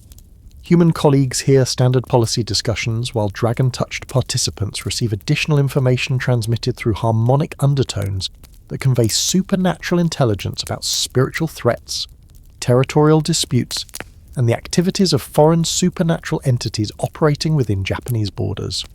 This dual-layer communication system allows coordination of supernatural policy without alerting human officials to the existence of parallel governance structures. The Shadow Ministers maintain detailed profiles of every government employee, tracking which officials might be receptive to supernatural influence and which ones pose potential threats through excessive curiosity or investigative abilities that could uncover dragon-touched infiltration. Human officials who demonstrate unusual insight or intuitive decision-making undergo discrete evaluation to determine whether they possess latent supernatural abilities that could be developed through careful mentorship or represent security risks that require management through memory modification or career redirection. The most complex challenge involves managing scientific research that edges closer to discovering the biological and technological signatures of supernatural activity. Dragon-touched officials embedded within research institutions guide funding decisions that redirect dangerous investigations, while promoting studies that benefit both human society and supernatural communities. This delicate balancing act requires scientific expertise combined with spiritual knowledge to evaluate which discoveries should be encouraged and which must be suppressed or delayed. International relations become incredibly complex when dragon-touched officials negotiate with foreign governments that include their own supernatural infiltrators representing different traditions of inherited abilities. Trade agreements incorporate secret clauses that establish territorial boundaries for supernatural activity, while defense treaties include classified protocols for coordinating responses to threats that span both human and spiritual dimensions. These shadow diplomacy networks operate completely parallel to official government channels. These shadow ministers face constant ethical dilemmas regarding how much human suffering they should prevent through supernatural intervention that could expose their true nature. Natural disasters, economic crises, and political conflicts often have supernatural components that dragon-touched officials could address through inherited abilities. But any intervention risks discovery, while inaction violates moral obligations to protect innocent lives.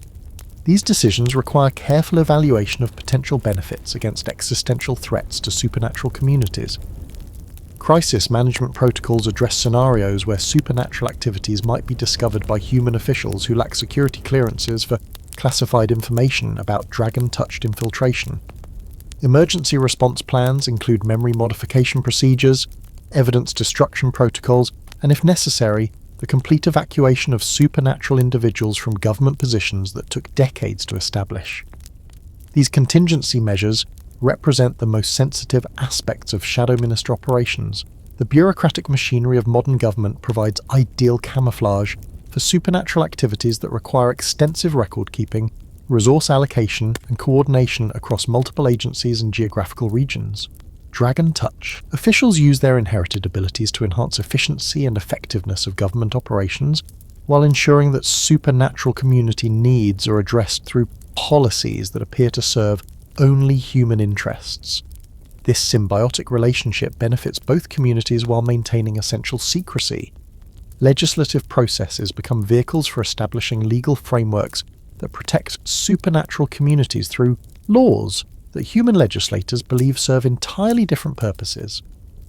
Environmental protection statutes preserve spiritual energy sources while appearing to address climate change concerns. Privacy rights legislation prevents surveillance that could detect supernatural activities while seemingly protecting ordinary citizens from government overreach. Immigration policies facilitate movement of dragon-touched individuals between countries, while appearing to address only human demographic concerns. The Shadow Ministers maintain emergency communication networks that can coordinate supernatural community responses to threats that span multiple government agencies and require immediate action without formal approval through official channels. These crisis response capabilities include the ability to influence key decision-makers through subtle supernatural persuasion, redirect government resources toward addressing supernatural threats, and if necessary, manipulate public opinion through media channels controlled by dragon-touched individuals working in journalism and entertainment industries.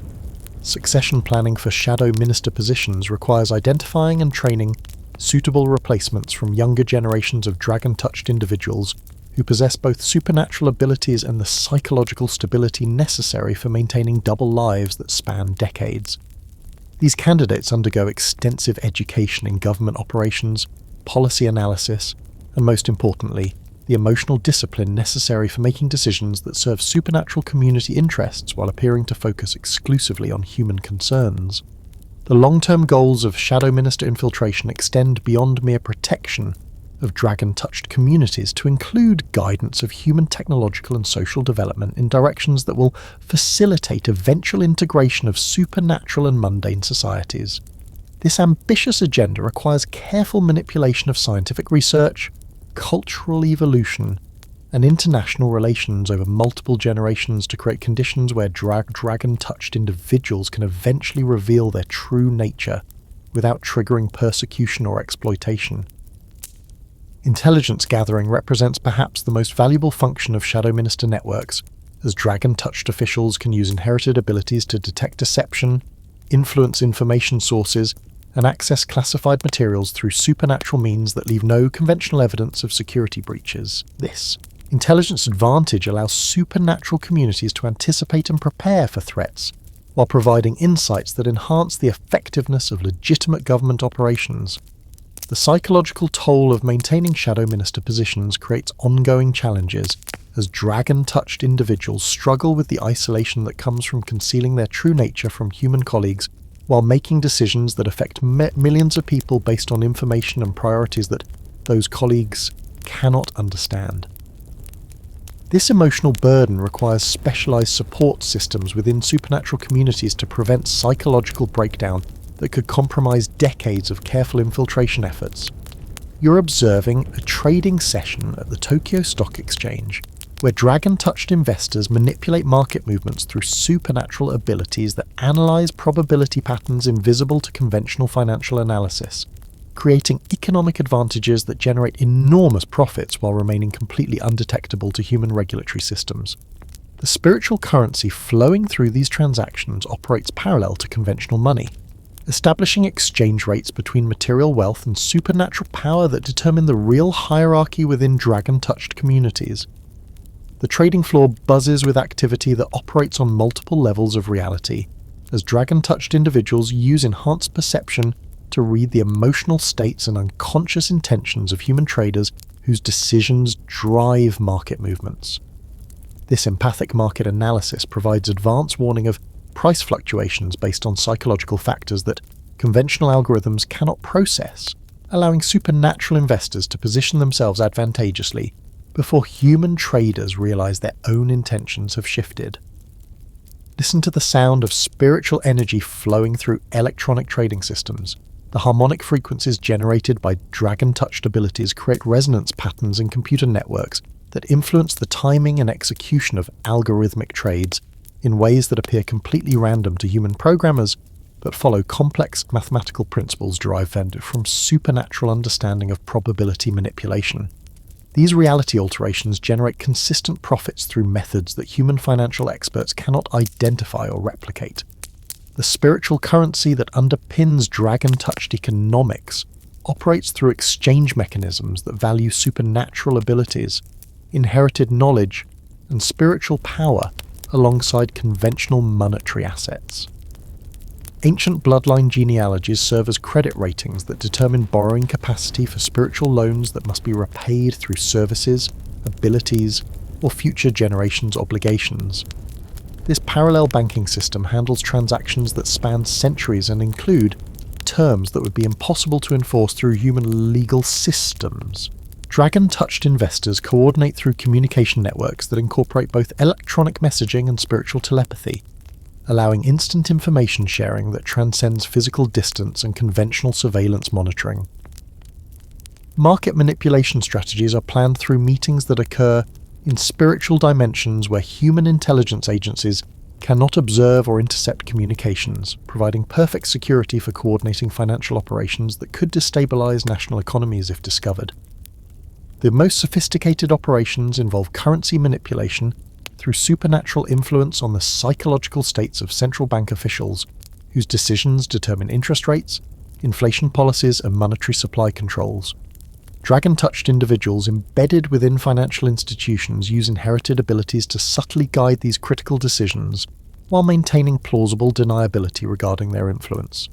The resulting economic effects appear to result from conventional policy analysis, while actually serving supernatural community interests.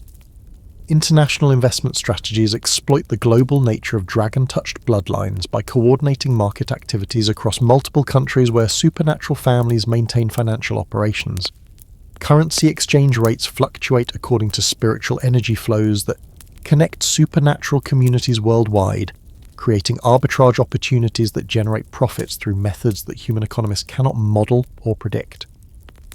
These international spiritual currency exchanges represent the most complex financial instruments ever developed. Real estate investments focus on properties that possess spiritual significance or occupy locations where supernatural activities require secure facilities hidden from human observation.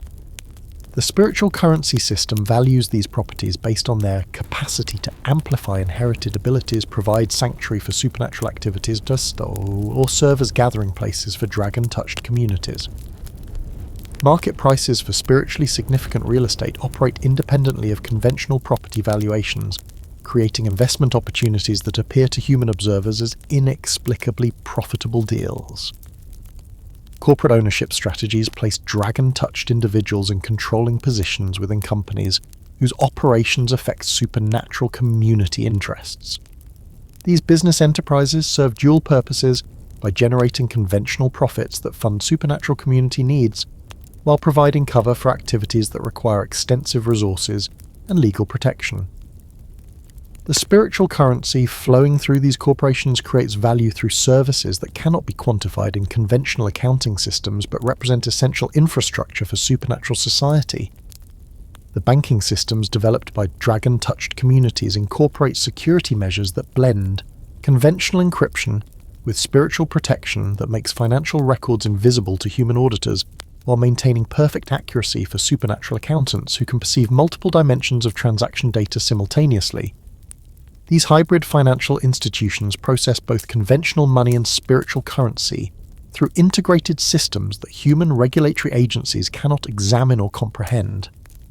The ethical implications of supernatural economic manipulation create ongoing debates within dragon-touched communities regarding the morality of using inherited abilities to generate wealth at the expense of human investors who cannot compete against supernatural advantages. Conservative factions argue for strict limitations on ability usage in financial markets, while progressives contend that economic power represents essential protection for supernatural communities facing increasing technological threats from human surveillance and detection capabilities. Money laundering operations disguise the source of profits generated through supernatural means by routing transactions through conventional businesses that provide legitimate explanations for income that actually results from reality manipulation, probability alteration, and influence over human decision-making processes. These financial engineering schemes create paper trails that satisfy human tax authorities, while concealing the supernatural methods used to generate the underlying wealth. The spiritual currency exchange rates fluctuate based on factors that include the relative power of different bloodlines, the spiritual energy available in specific geographical regions, and the supply and demand for particular supernatural abilities in the current political and economic environment. Market makers who specialize in spiritual currency trading use inherited abilities to predict these exchange rate movements while arbitraging between spiritual and conventional monetary systems. Investment portfolios managed by dragon-touched financial advisors incorporate both conventional assets and spiritual holdings that include inherited abilities, accumulated karma from ancestral actions, and future obligations that will be inherited by subsequent generations. These complex investment vehicles require expertise in both human financial systems and supernatural economics to balance material wealth generation with spiritual power accumulation that serves long-term bloodline interests. The ultimate goal of dragon-touched economic activities extends beyond mere wealth accumulation to include the establishment of financial power that can protect supernatural communities from human discovery while funding research into technologies that could facilitate eventual integration of dragon-touched individuals into human society. This long-term economic strategy requires careful balance between generating sufficient resources and avoiding detection through financial activities that appear too successful or sophisticated for conventional investment strategies. The economic warfare capabilities developed through supernatural financial manipulation provide dragon-touched communities with defensive weapons that can destabilize hostile governments or organizations without direct confrontation.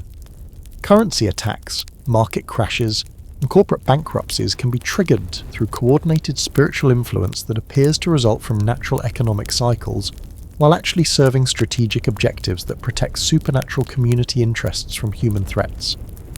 You're watching 7-year-old Kenji interface with a tablet computer through methods that would terrify software engineers, his enhanced nervous system creating direct neural connections with electronic circuits that allow thought-based control over devices that were never designed for supernatural interaction.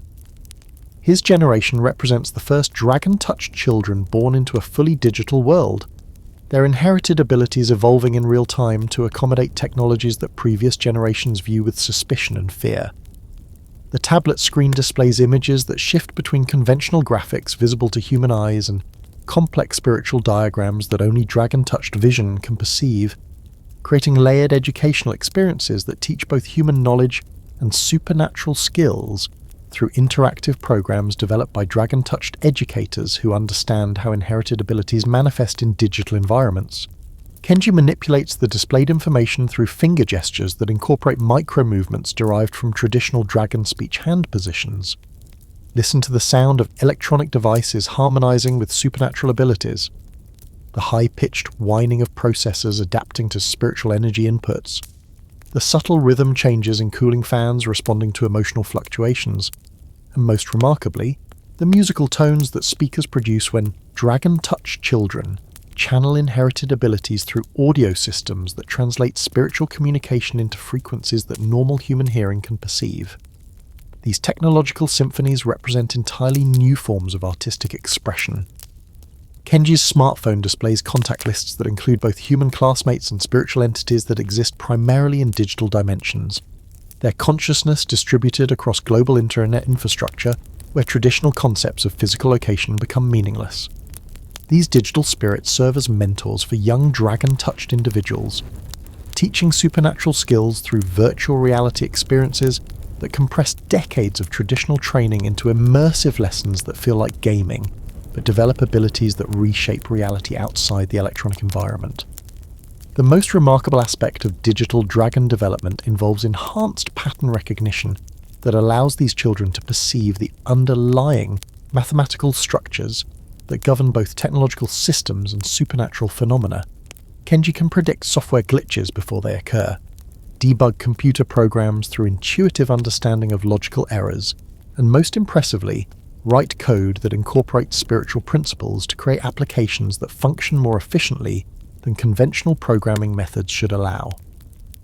Social media becomes a supernatural communication platform when dragon-touched children create content that carries multiple layers of meaning through visual and audio elements that normal users experience as entertainment, while supernatural individuals receive educational information, emotional support, and coordination instructions for community activities.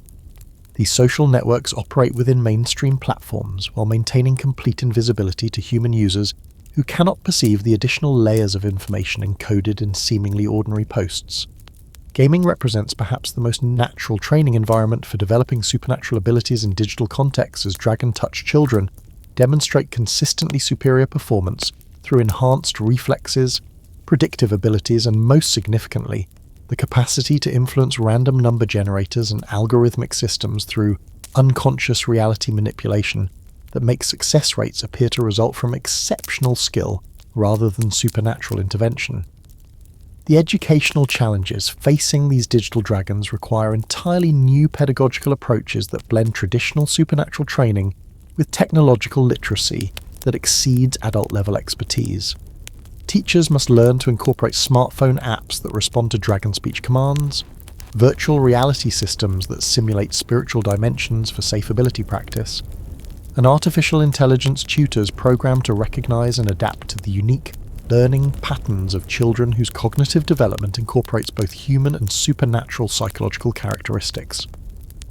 Online privacy becomes critically important when digital dragons' internet activities generate data patterns that could reveal supernatural abilities to artificial intelligence systems designed to identify unusual human behavior.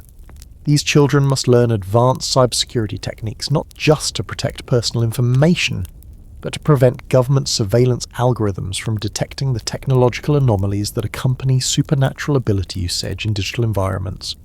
The generation gap between digital dragons and their analog-raised parents creates family tensions that require specialized counseling from therapists who understand both technological and supernatural psychology.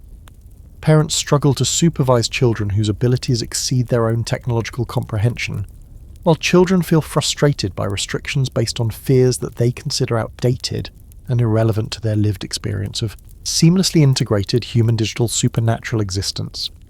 Career preparation for digital dragons involves training for jobs that don't yet exist, but will be essential for maintaining supernatural community security in increasingly technological societies. These children will become cybersecurity specialists who protect both human infrastructure and supernatural communities from threats that span multiple dimensions of reality, software developers who create applications that serve both human and dragon-touched users, and digital anthropologists who study the evolution of consciousness in environments where technology and spirituality merge into new forms of existence. The most concerning aspect of digital dragon development involves addiction patterns that differ significantly from conventional technology dependency because supernatural abilities become intertwined with electronic systems in ways that make disconnection physically and psychologically painful. These children require specialized treatment protocols that address both technological withdrawal symptoms and the spiritual imbalances that result from severing supernatural connections that have integrated with digital infrastructure. Research into digital dragon neurology reveals brain development patterns that differ significantly from both normal human children and traditionally raised dragon-touched individuals, suggesting that constant interaction with electronic systems during critical developmental periods creates entirely new forms of supernatural ability expression that previous generations cannot understand or predict. These neurological changes may represent evolution or mutation. Current scientific knowledge cannot distinguish between adaptation and abnormality. The long-term implications of digital dragon evolution raise questions about the future of supernatural communities as these children demonstrate abilities that transcend traditional boundaries between human, dragon-touched and artificial intelligence consciousness. Their seamless integration with technological systems suggests potential for forms of existence that previous generations could not imagine, but also creates vulnerabilities to technological failures, cyber attacks, and government surveillance that could compromise supernatural community security in unprecedented ways. Parental concerns focus on maintaining connection to traditional dragon-touched culture and values, while allowing natural technological evolution that may be essential for survival in increasingly digital societies. These children represent either the salvation of supernatural communities through successful adaptation to modern realities or the final stage of cultural dissolution as dragon nature becomes indistinguishable from technological enhancement. The educational outcomes for digital dragons will determine whether future generations maintain meaningful connections to inherited supernatural traditions or evolve into entirely new forms of consciousness that retain dragon abilities while abandoning the cultural and spiritual foundations that previous generations considered essential to their identity and survival. You're observing a support group meeting for teenage dragon-touched individuals whose supernatural inheritance manifests in unpredictable combinations with their human genetics, creating identity crises that require therapeutic approaches unknown to conventional psychology. These hybrid children experience simultaneous development of human emotional needs and dragon spiritual requirements that often conflict in ways that make traditional adolescence feel simple by comparison. 15-year-old Yuki sits cross-legged on a cushion that has been specially treated with protective wards to prevent her unconscious emotional fluctuations from affecting the other group members through supernatural empathy that operates beyond her conscious control. Her mixed heritage, dragon-touched father, purely human mother, results in abilities that activate randomly during periods of stress, creating social situations that require constant explanation and management that exhausts her psychological resources. Listen to the sound of carefully modulated voices as these teenagers practice speaking in ways that suppress the harmonic undertones of dragon speech that could accidentally influence their human classmates and teachers. The vocal control exercises represent just one aspect of the complex identity management that hybrid individuals must master to navigate social environments where their supernatural nature could trigger fear, rejection, or worse, scientific investigation that could expose entire dragon-touched communities. The group therapy sessions address issues that human adolescent psychology cannot acknowledge or treat effectively. Hybrid teenagers struggle with inherited memories that intrude during ordinary activities, creating confusion between their own experiences and ancestral consciousness that spans centuries of accumulated knowledge and trauma. These memory intrusions affect academic performance when historical events feel personally experienced rather than intellectually studied, making conventional education feel superficial and irrelevant. Physical development follows patterns that medical professionals cannot predict or explain through conventional human growth models. Some hybrid individuals experience accelerated development that makes them appear years older than their chronological age, while others remain physically childlike despite advanced intellectual and spiritual maturity. These variations require specialized medical monitoring that accounts for supernatural genetics while maintaining the illusion of normal human development to avoid detection by school health officials. The emotional intensity characteristic of dragon-touched psychology combines with typical teenage hormonal fluctuations to create psychological states that can accidentally trigger reality alterations affecting weather patterns, electronic system, and the emotional states of nearby humans. Learning to manage these unconscious influences requires meditation techniques that most adults would find challenging, while developing the social skills necessary for maintaining friendships with purely human peers who cannot understand the constant psychological discipline required for supernatural self-control. Dating becomes incredibly complex when romantic attraction must account for supernatural compatibility alongside normal human chemistry. Hybrid teenagers often find themselves drawn to purely human partners whose emotional openness and vulnerability appeal to their human nature, while their dragon heritage craves the intensity and spiritual depth that comes with supernatural connection. These relationships often fail when hybrid individuals cannot maintain the emotional suppression necessary to prevent accidentally influencing their partners through inherited abilities that activate during intimate moments. The support group facilitator, herself a hybrid from an earlier generation, guides discussions about managing dual identity through techniques that acknowledge both aspects of their nature rather than attempting to suppress either one. She explains how accepting the tension between human and dragon characteristics can lead to unique advantages that neither purely human nor traditionally dragon-touched individuals possess, but only after learning to navigate the psychological complexity that comes with existing between two different forms of consciousness. Academic performance varies dramatically among hybrid individuals, as their enhanced cognitive abilities clash with educational systems designed for purely human learning patterns. Some excel beyond their grade levels through supernatural memory enhancement and pattern recognition, while others struggle with conventional subjects that feel meaningless compared to the spiritual knowledge they access through inherited memories. School counselors trained in supernatural psychology work with these students to develop educational plans that challenge their advanced abilities while maintaining the appearance of normal human academic progression. The career guidance provided to hybrid teenagers must account for their unique position within both human and dragon-touched societies. They represent potential bridges between communities that have remained separate for centuries, but this intermediary role requires psychological resilience that many adolescents haven't yet developed. Some choose to embrace their human aspects and live primarily within mundane society, using their supernatural abilities only for personal advantage. Others commit fully to dragon-touched communities, accepting the isolation that comes with supernatural life, while gaining access to power and knowledge that purely human existence cannot provide. Social media presents particular challenges for hybrid teenagers whose online activities must be carefully managed to prevent exposure of supernatural abilities while maintaining authentic connections with both human and dragon-touched peers. Their posts, comments, and digital interactions require constant monitoring to ensure that casual references to inherited memories, supernatural abilities, or dragon-touched family traditions don't attract attention from humans who might investigate further, or government algorithms designed to identify unusual behavior patterns. The physical manifestations of hybrid heritage often become more pronounced during late adolescence, as hormonal changes interact with supernatural genetics in ways that create visible differences from purely human teenagers. Enhanced healing rates, unusual eye colours that shift depending on emotional states, and body temperatures that run several degrees higher than human baseline require careful management to avoid detection during routine medical examinations or intimate relationships where physical differences become apparent.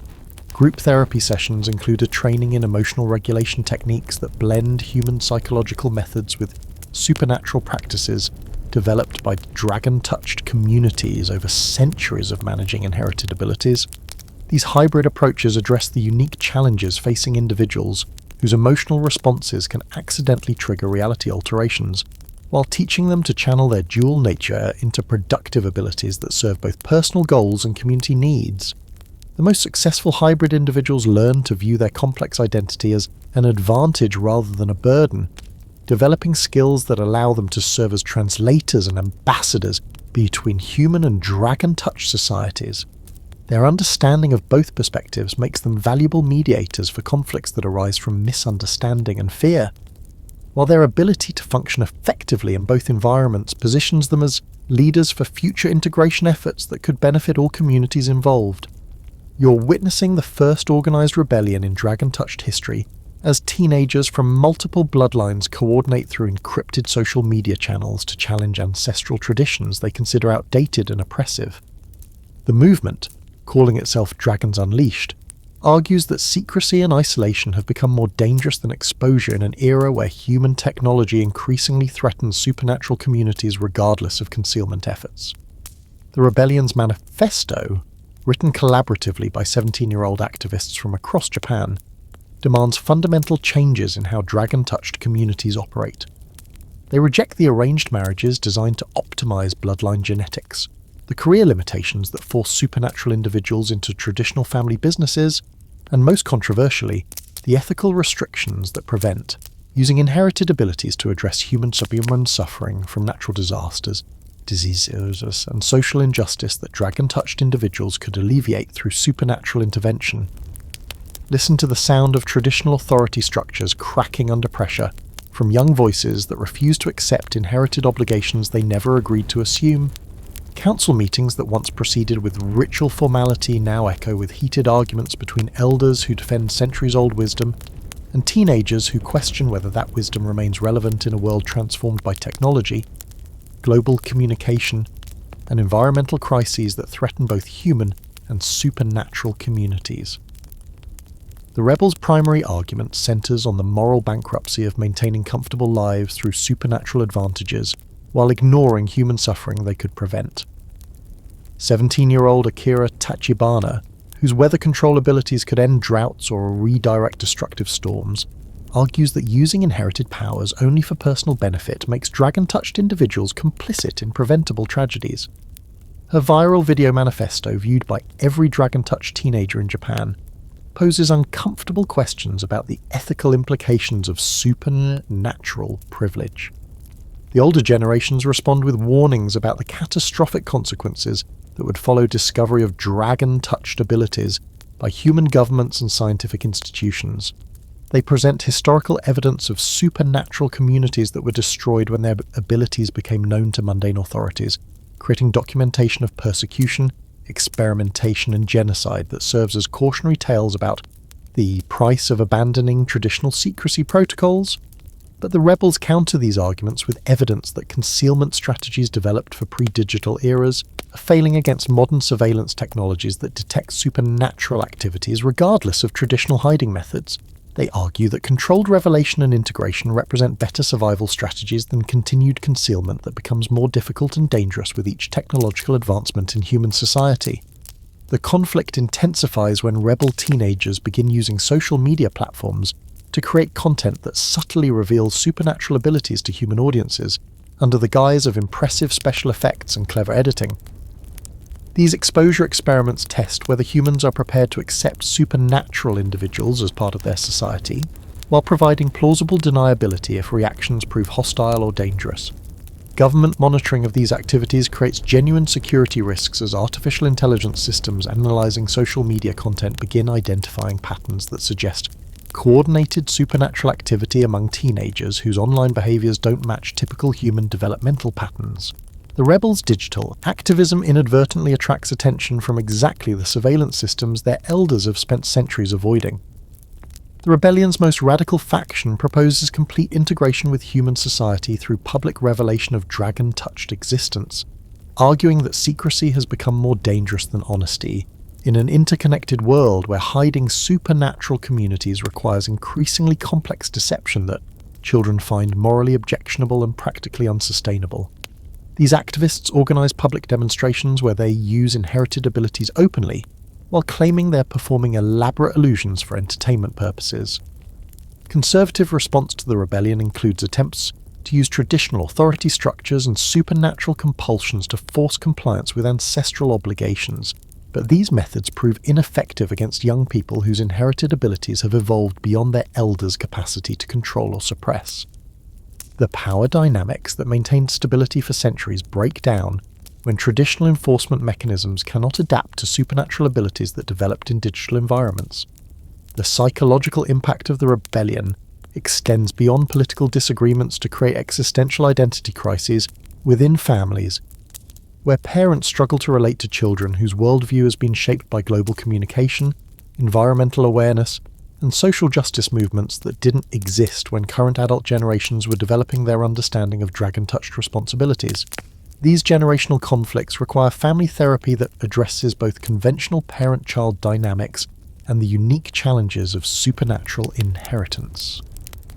Educational institutions within dragon-touched communities face impossible pressures as traditional curricula clash with student demands for training that prepares them for integrated existence within human society rather than continued isolation within supernatural communities. Teachers must choose between maintaining ancestral knowledge and preparing students for futures that may require fundamental changes in how dragon-touched individuals relate to the broader world. The rebellion's ultimate impact remains uncertain, as both sides recognise that failure to resolve these conflicts could result in permanent fractures within dragon-touched communities that would leave both conservative and progressive factions vulnerable to threats that neither group could address effectively alone. The stakes extend beyond internal politics to include the survival of supernatural communities that have maintained stability through cooperation for over a millennium. You're standing in the rebuilt archive of bloodlines, where ancient crystalline genealogies now interface with quantum computers that process both genetic data and spiritual inheritance patterns through algorithms that incorporate mathematical principles derived from dragon-touched understanding of reality manipulation. The prophecies carved into the original crystal formations have been translated into predictive models that account for technological variables previous generations could never have imagined. The most significant prophecy, written in dragon script that burns with inner fire when viewed through enhanced vision, describes a generation of dragon-touched individuals whose abilities will transcend traditional boundaries between human technology and supernatural power. These digital dragons represent either the ultimate evolution of inherited abilities or the final abandonment of ancestral nature in favour of artificial enhancement that transforms supernatural individuals into something entirely unprecedented. Listen to the sound of prophecy actualizing through electronic systems, the harmonic frequencies generated when ancient spiritual predictions encounter modern computational analysis create resonance patterns that seem to accelerate the very future events they're modelling. The quantum computers processing these calculations exist partially in dimensions that normal human technology cannot access. They're processors cooled by spiritual energy that maintains temperatures approaching absolute zero through supernatural rather than conventional refrigeration. The technological integration prophesied in the ancient texts manifests through developments that blur the line between inherited abilities and artificial intelligence enhancement. Young dragon-touched individuals demonstrate capacity to merge consciousness with computer networks, their spiritual awareness expanding to encompass global information systems, while maintaining human emotional connections that prevent complete dissolution into digital existence. These hybrid consciousness states represent unprecedented forms of existence that combine supernatural inheritance with technological transcendence. The prophecies also warn of the Great Revealing, a period when supernatural communities will be forced to abandon secrecy through circumstances beyond their control. Current events suggest this revelation may result from environmental catastrophes that require dragon-touched intervention to prevent human extinction, technological developments that make concealment impossible, or social evolution that creates human societies capable of accepting supernatural individuals as beneficial rather than threatening. Genetic engineering represents both opportunity and existential threat, as human scientists edge closer to identifying the biological markers that distinguish dragon-touched individuals from purely human populations. The prophecies suggest that this discovery will trigger either systematic persecution of supernatural communities or voluntary genetic modification programs that allow normal humans to acquire dragon-touched abilities through technological enhancement rather than inherited bloodline transmission.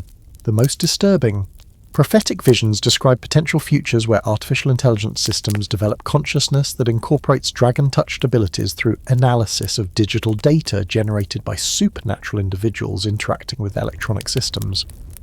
These AI entities would possess supernatural capabilities without the psychological limitations or ethical restraints that come from human consciousness, creating potential threats that neither human nor dragon-touched communities could address through conventional means. Climate change acceleration forces supernatural communities to choose between maintaining concealment and using inherited abilities to address environmental crises that threaten global civilization. The prophecies indicate that dragon-touched weather control, earth manipulation, and reality alteration abilities could mitigate or reverse human-caused environmental damage, but only through large-scale coordinated efforts that would make supernatural activity impossible to conceal from human observation. International cooperation between dragon-touched communities worldwide becomes essential as global challenges require resources and abilities that transcend traditional territorial boundaries, maintained by supernatural families for centuries. The ancient prophecies describe networks of spiritual communication that span continents, allowing coordinated responses to threats that affect both human and dragon-touched populations, while maintaining operational security against governments that monitor international communications. The emergence of hybrid technologies that function through combination of electronic systems and supernatural abilities creates entirely new industries within dragon-touched communities while generating products and services that appear to human consumers as remarkably advanced but conventional technology. These supernatural enhanced innovations provide economic advantages that could shift global power balances in ways that traditional governments cannot understand or control. Educational evolution within supernatural communities incorporates both ancestral knowledge and cutting-edge technological skills, creating curricula that prepare young dragon-touched individuals for the futures that may require seamless operation within both spiritual and digital environments. The prophecies suggest that this educational synthesis will produce a generation capable of serving as intermediaries between human and supernatural societies during the inevitable integration process. The most hopeful prophetic visions describe futures where human and dragon-touched communities achieve symbiotic relationships that benefit both populations through shared resources, combined abilities, and cooperative solutions to challenges that neither group could address independently. These integrated societies would represent unprecedented social evolution that transcends traditional boundaries between mundane and supernatural existence. You're witnessing the first official diplomatic meeting between elected human government officials and acknowledged dragon-touched community leaders, taking place in a conference facility that exists simultaneously in physical reality and spiritual dimensions, accessible only to supernatural participants. The negotiations represent the culmination of decades of careful preparation as both societies work toward integration agreements that could reshape global civilization.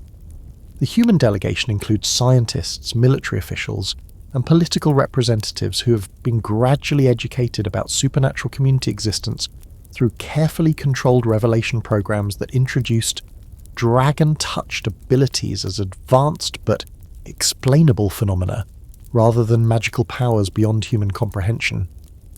Their acceptance has been facilitated by dragon-touched individuals working within government, academic, and corporate institutions who spent years building trust and demonstrating the beneficial potential of supernatural abilities.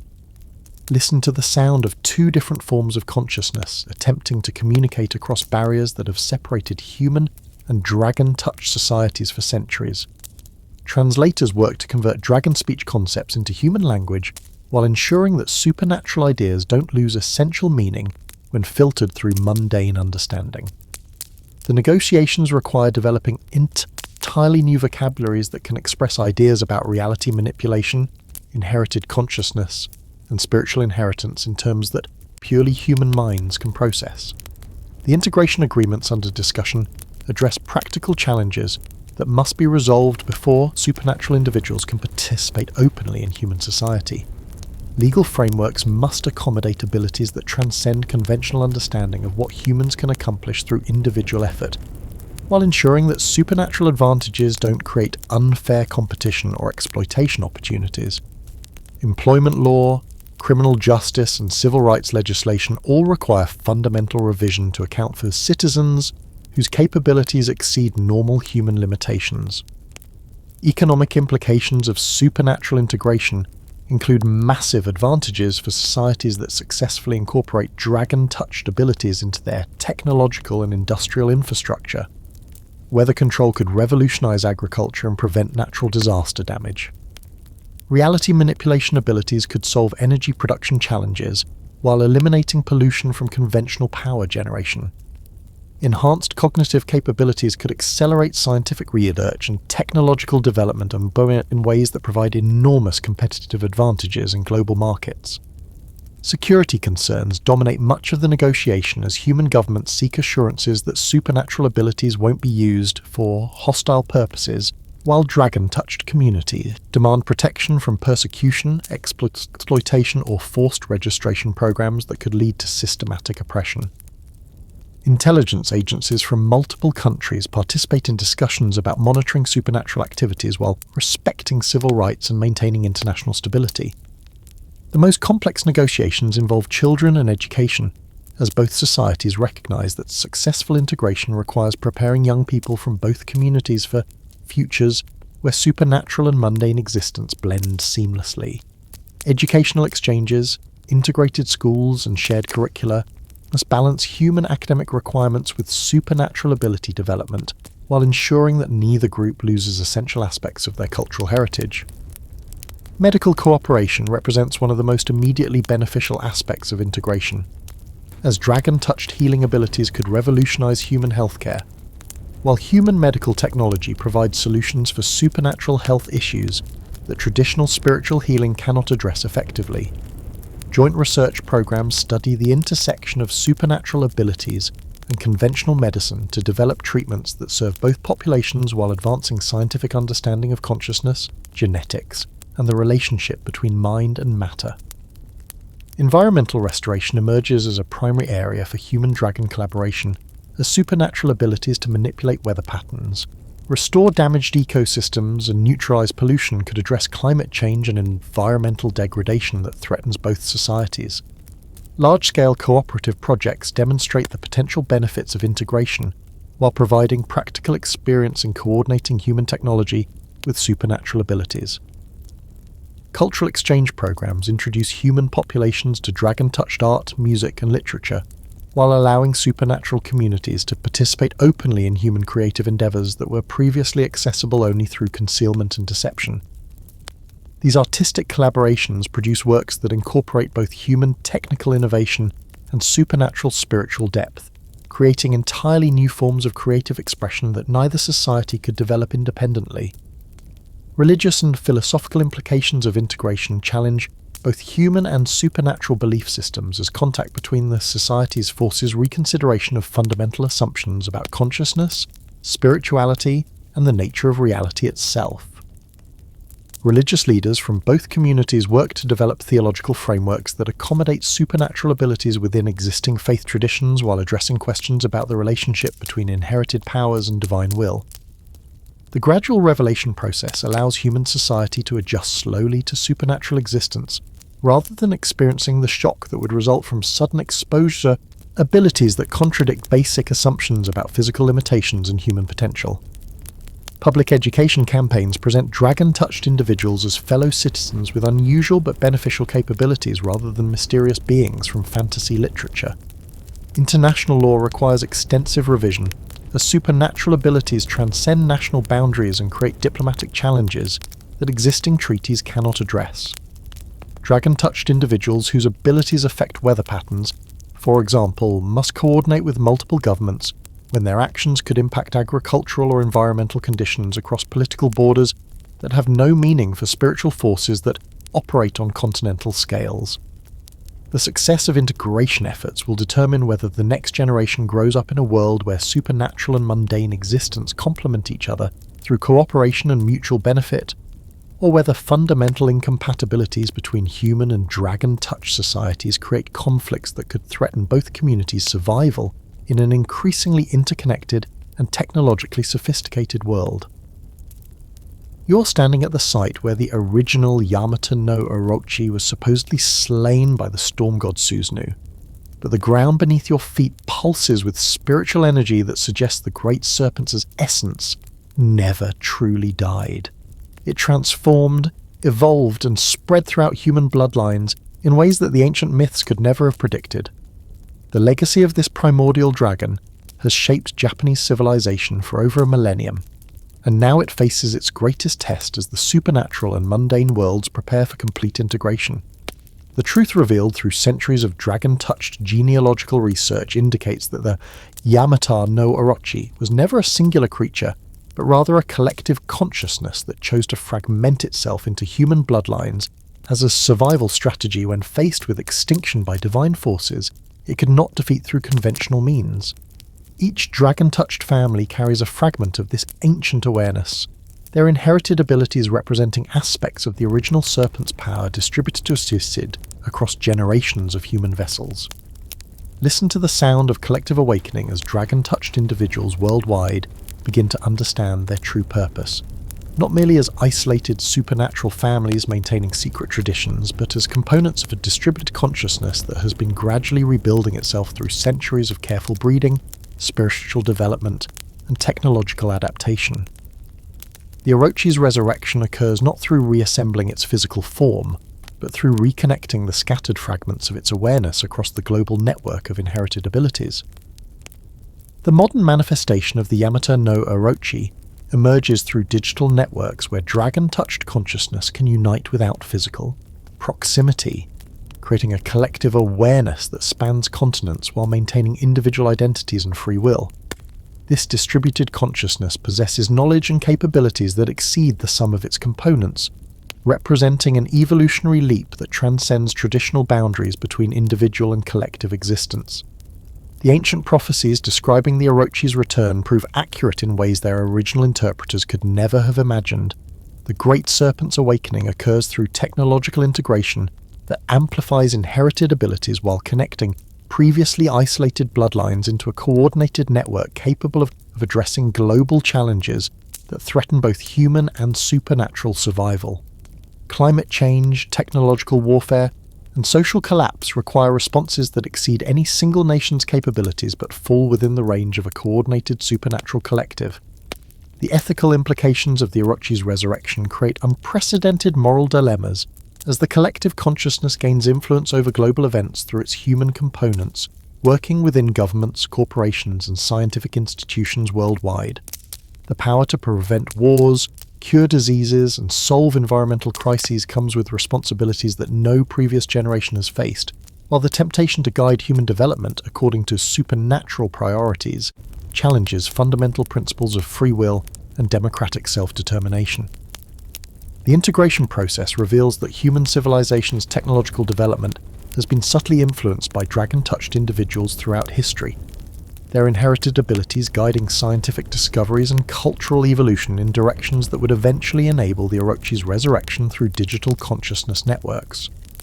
The Internet, artificial intelligence, and global communication systems provide the infrastructure necessary for collective supernatural awareness that operates beyond the limitations of individual human consciousness. Human populations begin to understand that their relationship with dragon-touched individuals represents symbiosis rather than coexistence, as supernatural abilities prove essential for addressing challenges that purely human capabilities cannot solve effectively. The revelation that many of humanity's greatest achievements resulted from hidden supernatural influence creates social disruption, but also demonstrates the benefits that full integration could provide for both communities. The final phase of the Orochi's return involves voluntary participation by human individuals who choose to accept dragon-touch genetic modification that grants supernatural abilities while maintaining their original personalities and cultural identities. This technological transformation allows humanity to evolve beyond its biological limitations, while preserving the diversity and creativity that make human civilization valuable to the collective consciousness emerging from ancient dragon heritage. The establishment of hybrid societies where supernatural and mundane capabilities complement each other represents the ultimate fulfillment of the Yamata no Orochi's survival strategy, not merely preserving dragon consciousness through human bloodlines, but elevating both species to forms of existence that transcend their original limitations through cooperative evolution, guided by accumulated wisdom spanning millennia. The legacy extends beyond Japan as dragon-touched communities worldwide reveal similar origins in encounters between human populations and fragmenting supernatural consciousnesses that chose symbiosis for extinction when faced with changing spiritual environments that no longer supported their original forms.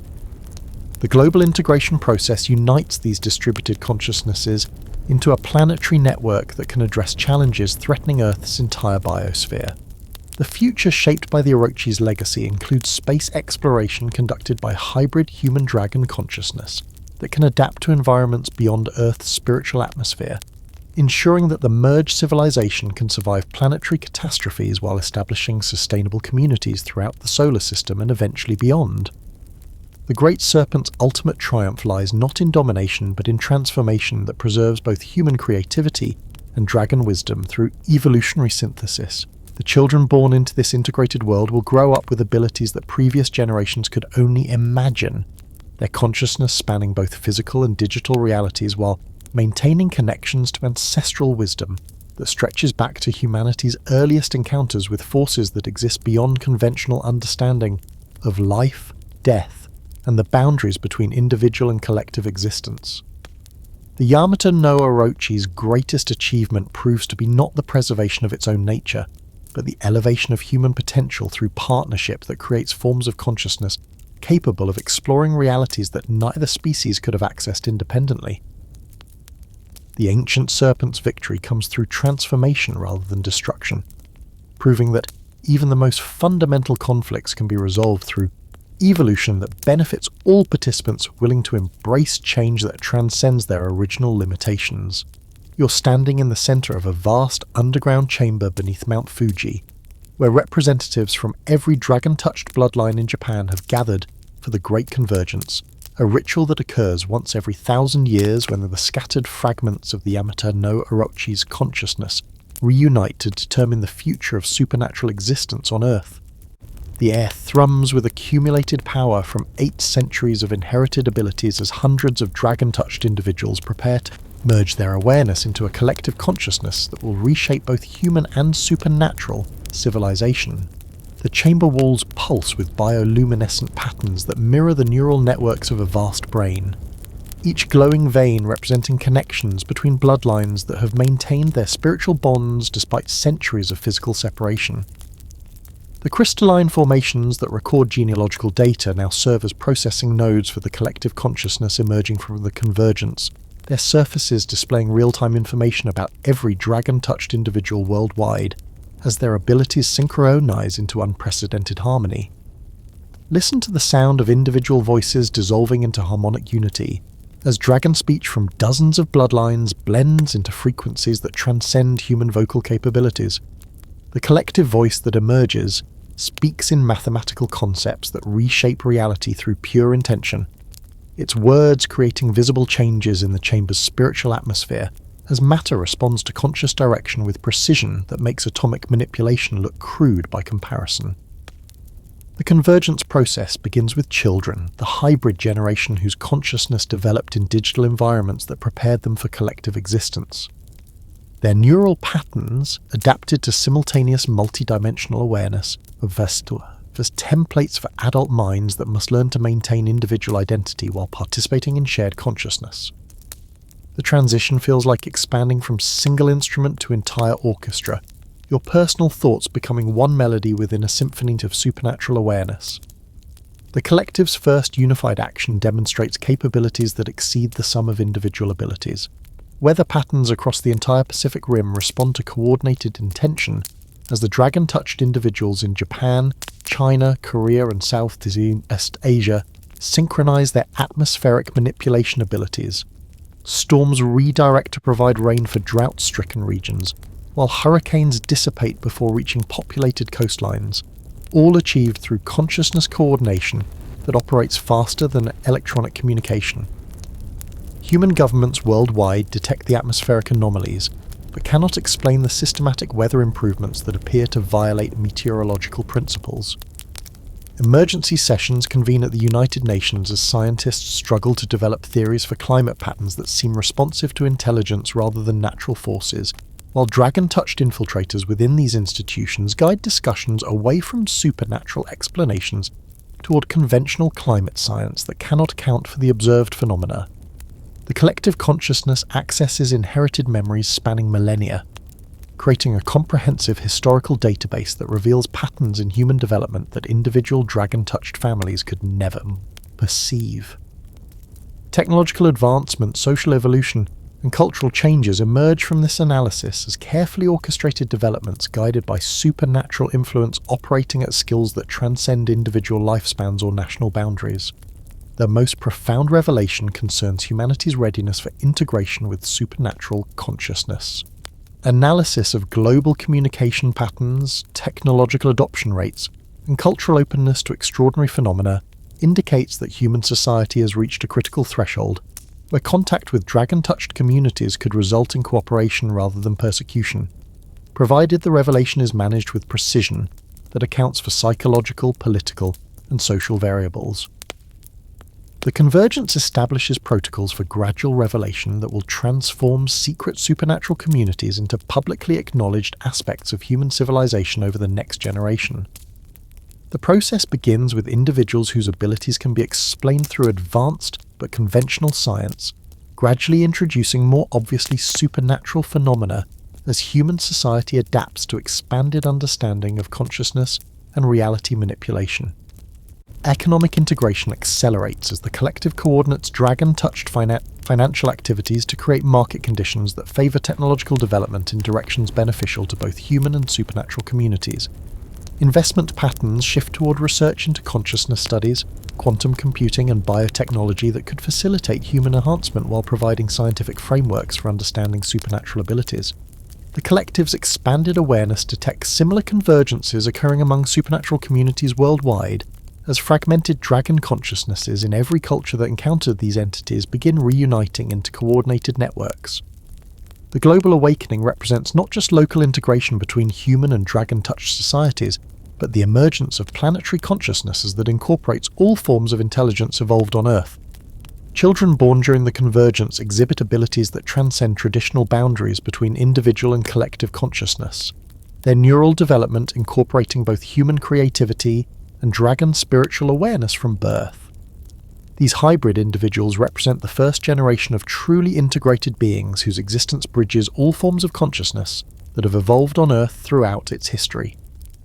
The Chamber's crystalline recording systems document the convergence for future generations, while simultaneously transmitting the collective's knowledge to dragon-touched communities worldwide through spiritual communication networks that operate through quantum entanglement rather than electromagnetic signals. This instantaneous information sharing creates a global nervous system for supernatural consciousness that can coordinate responses to planetary challenges in real time. You're witnessing the final debate within the collective consciousness as dragon-touched representatives from around the world discuss whether to reveal their existence to human governments through coordinated demonstration of abilities that cannot be explained away as advanced technology or elaborate illusions. The decision will determine whether the next century brings gradual integration or continued concealment in an era when hiding supernatural activities becomes increasingly impossible. The arguments for revelation center on practical necessities that make traditional secrecy unsustainable in contemporary technological environments.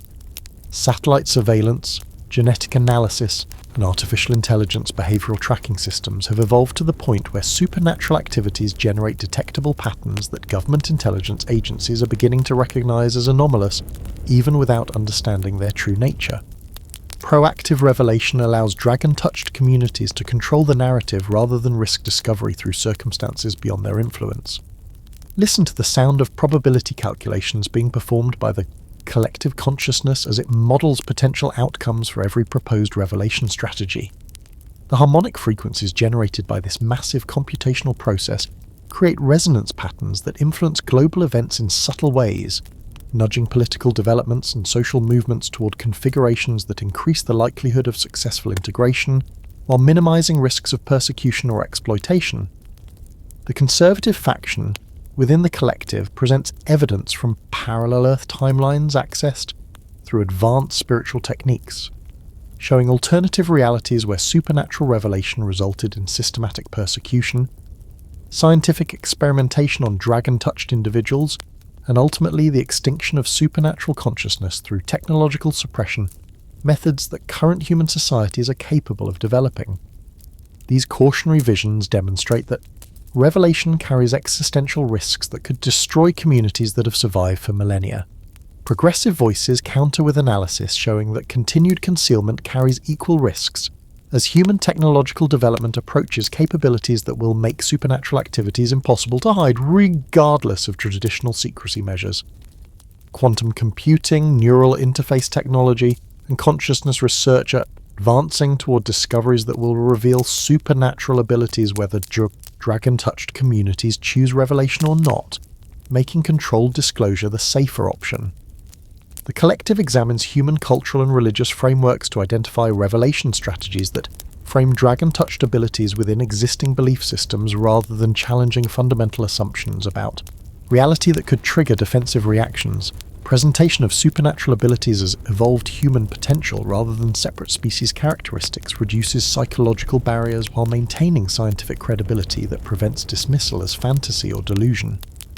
International coordination requires unprecedented cooperation between dragon-touched communities that have maintained independence for centuries as regional supernatural societies must synchronize revelation activities to prevent inconsistent information that could undermine credibility or create opportunities for exploitation by human governments seeking advantages over international competitors. The collective establishes communication protocols that transcend national boundaries while respecting cultural differences in how supernatural abilities are understood and expressed. The revelation timeline extends over several years to allow gradual human adaptation to expanded understanding of consciousness and reality manipulation.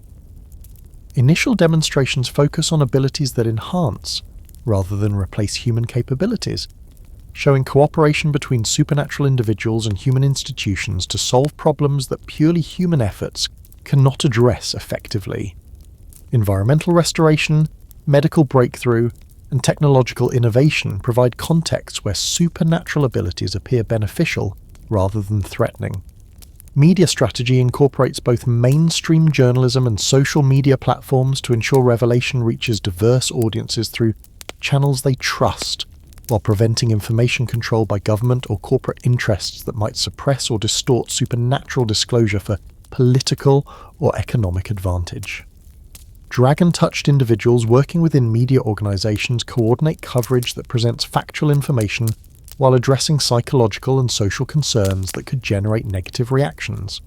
Scientific validation becomes essential as human researchers must confirm supernatural abilities through rigorous testing that meets academic standards while protecting dragon-touched individuals from exploitation or harmful experimentation. Collaborative research programs allow human scientists to study supernatural phenomena under controlled conditions that benefit both communities while establishing credible evidence that supports integration rather than fear-based responses. Educational integration prepares younger generations for societies where supernatural and mundane consciousness coexists through curricula that present expanded understanding of human potential rather than fundamental changes to reality. Children adapt more readily to extraordinary phenomena when presented as natural extensions of capabilities they observe in digital environments, creating generational acceptance that facilitates long-term integration. The collective establishes emergency protocols for managing revelation crises if human reactions prove more hostile than predicted, or if government responses threaten dragon-touched communities despite careful preparation and gradual disclosure strategies. These contingency plans include withdrawal procedures, memory modification capabilities, and if necessary, the ability to relocate entire supernatural communities to spiritual dimensions that remain inaccessible to human technology. Legal frameworks require development before revelation to ensure dragon-touched individuals possess civil rights and protections, while establishing boundaries for ability usage that prevent exploitation or unfair advantage in competitive human society. Constitutional amendments, international treaties, and judicial precedents must be prepared in advance to provide immediate legal protection when supernatural abilities become publicly acknowledged. The final decision emerges through consensus achieved not through debate, but through direct sharing of consciousness that allows every participant to experience the collective's complete analysis from multiple perspectives simultaneously. This shared awareness reveals that revelation represents not choice, but inevitability, with the only variable being whether supernatural communities control the process or become victims of discoveries they cannot prevent. You're standing on the observation deck of Tokyo Tower as the first coordinated public demonstration of dragon-touched abilities begins at dawn, with supernatural individuals across Japan simultaneously revealing their heritage through displays of power that human technology cannot replicate or explain away. The rising sun illuminates a transformed world where the boundary between mundane and magical dissolves forever, ushering in an era where humanity must evolve or face extinction from challenges that only combined human-dragon consciousness can address. The demonstration begins with weather manipulation, as dragon-touched individuals coordinate to create perfect conditions across the entire Japanese archipelago, clearing typhoons from their destructive paths while bringing gentle rains to regions suffering from drought, all achieved through visible atmospheric control that government meteorologists confirm violates every known principle of climate science. The impossible precision of these weather changes makes their supernatural origin undeniable. Listen to the sound of reality shifting as millions of human minds simultaneously confront evidence that their understanding of physical laws was fundamentally incomplete. The psychological adjustment creates measurable electromagnetic disturbances as collective human consciousness adapts to expanded possibilities, while social media platforms overflow with documentation of abilities that conventional science cannot explain through any known mechanisms. Television broadcasts worldwide show dragon-touched individuals demonstrating abilities in controlled environments supervised by international scientists, who confirm the authenticity of phenomena that include matter, manipulation, consciousness transfer, and most remarkably, the healing of conditions that human medicine considered permanently incurable. Medical facilities document instant regeneration of damaged organs, reversal of genetic disorders, and restoration of neural function in patients whose conditions had been considered hopeless. Government responses vary dramatically as some nations embrace the possibilities while others attempt to suppress information that their populations are accessing through global communication networks that make censorship impossible. Military organisations debate whether dragon-touched abilities represent opportunities for cooperation or threats requiring countermeasures, while intelligence agencies struggle to assess the extent of supernatural infiltration within their own institutions. The collective consciousness provides simultaneous translation and cultural context as dragon-touched representatives address human populations in every major language, explaining their history of concealment while demonstrating their commitment to cooperation rather than domination.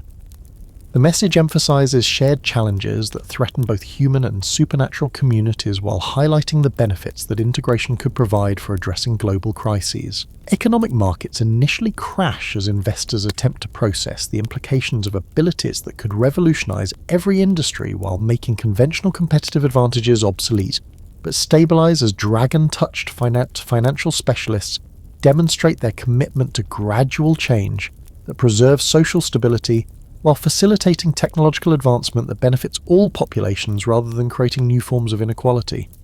Religious leaders struggle to incorporate supernatural abilities within existing theological frameworks, while dragon-touched individuals work with spiritual advisors from multiple faith traditions to develop interpretations that enhance rather than challenge established beliefs. The emergence of enhanced human potential is presented as divine gift, rather than evolutionary accident, reducing conflicts with religious worldviews that form the basis for many people's fundamental understanding of existence. Scientific institutions worldwide reorganize research priorities to investigate phenomena that expand understanding of consciousness, genetics, and the relationship between mind and matter, while dragon-touched researchers share knowledge that accelerates human technological development by centuries through insights unavailable to purely human investigation. Collaborative research programs produce breakthrough discoveries that benefit both communities while establishing scientific credibility for supernatural abilities. Children adapt to the new reality with remarkable ease, as their neural plasticity allows rapid integration of expanded possibilities into their understanding of normal existence, while adults require more extensive psychological support to adjust worldviews that assumed physical limitations which no longer apply. Educational systems worldwide structure curricula to prepare students for societies where supernatural abilities enhance human capabilities rather than replacing them. International relations transform as nations recognize that traditional concepts of sovereignty become meaningless when some citizens possess abilities that transcend geographical boundaries and conventional military capabilities. New forms of diplomacy emerge that account for supernatural communities whose loyalties span multiple nations, while their abilities affect global rather than merely local conditions. The most profound change occurs in human self-perception, as populations worldwide begin to understand that their species possesses latent capabilities that could be enhanced through technological augmentation, spiritual development, or genetic modification that incorporates elements of dragon-touched inheritance. The possibility of voluntary evolution from purely human to hybrid consciousness creates unprecedented choices about the future direction of human development. Environmental restoration accelerates as dragon-touched abilities address pollution, climate change, and ecosystem destruction through direct intervention that reverses damage human technology alone could never repair. Cooperation between human engineering and supernatural abilities produces solutions that preserve industrial civilization while restoring ecological balance that seemed permanently lost. The dawn of integration brings both unprecedented opportunities and challenges that will define the next phase of terrestrial consciousness evolution. Humanity must choose between embracing transformation that expands their capabilities beyond current limitations, or maintaining purely human existence in a world where such choices may determine species survival in a universe where consciousness represents the ultimate evolutionary advantage. The Dragon's Dawn illuminates futures where the children of humans and the heirs of ancient serpents write new chapters in Earth's story, their combined wisdom and power creating possibilities that neither species could achieve alone. The age of separation ends as the era of conscious evolution begins, guided by accumulated knowledge spanning millennia of hidden development finally revealed in service of planetary consciousness that transcends the limitations of individual species, pursuing separate destinies. The Yamata no Orochi chose fragmentation and patience over extinction and force. For 1,000 years, dragon blood flowed through human veins, guiding civilization from within, while remaining invisible to those they protected. Now, as humanity stands at the crossroads between technological transcendence and environmental collapse, the ancient Serpent strategy reveals its ultimate wisdom. But here's the question that will define the next millennium. When faced with challenges that threaten all consciousness on Earth, would you choose the safety of remaining purely human, or would you accept transformation that could save your world but fundamentally change what it means to be you? The dragons chose evolution. The humans chose adaptation. What choice will you make when the future demands both courage and sacrifice from every consciousness that calls Earth home? Listen to the wind through the pines tonight. It might be carrying whispers in the dragon tongue, offering you a choice that your children will inherit whether you make it or not.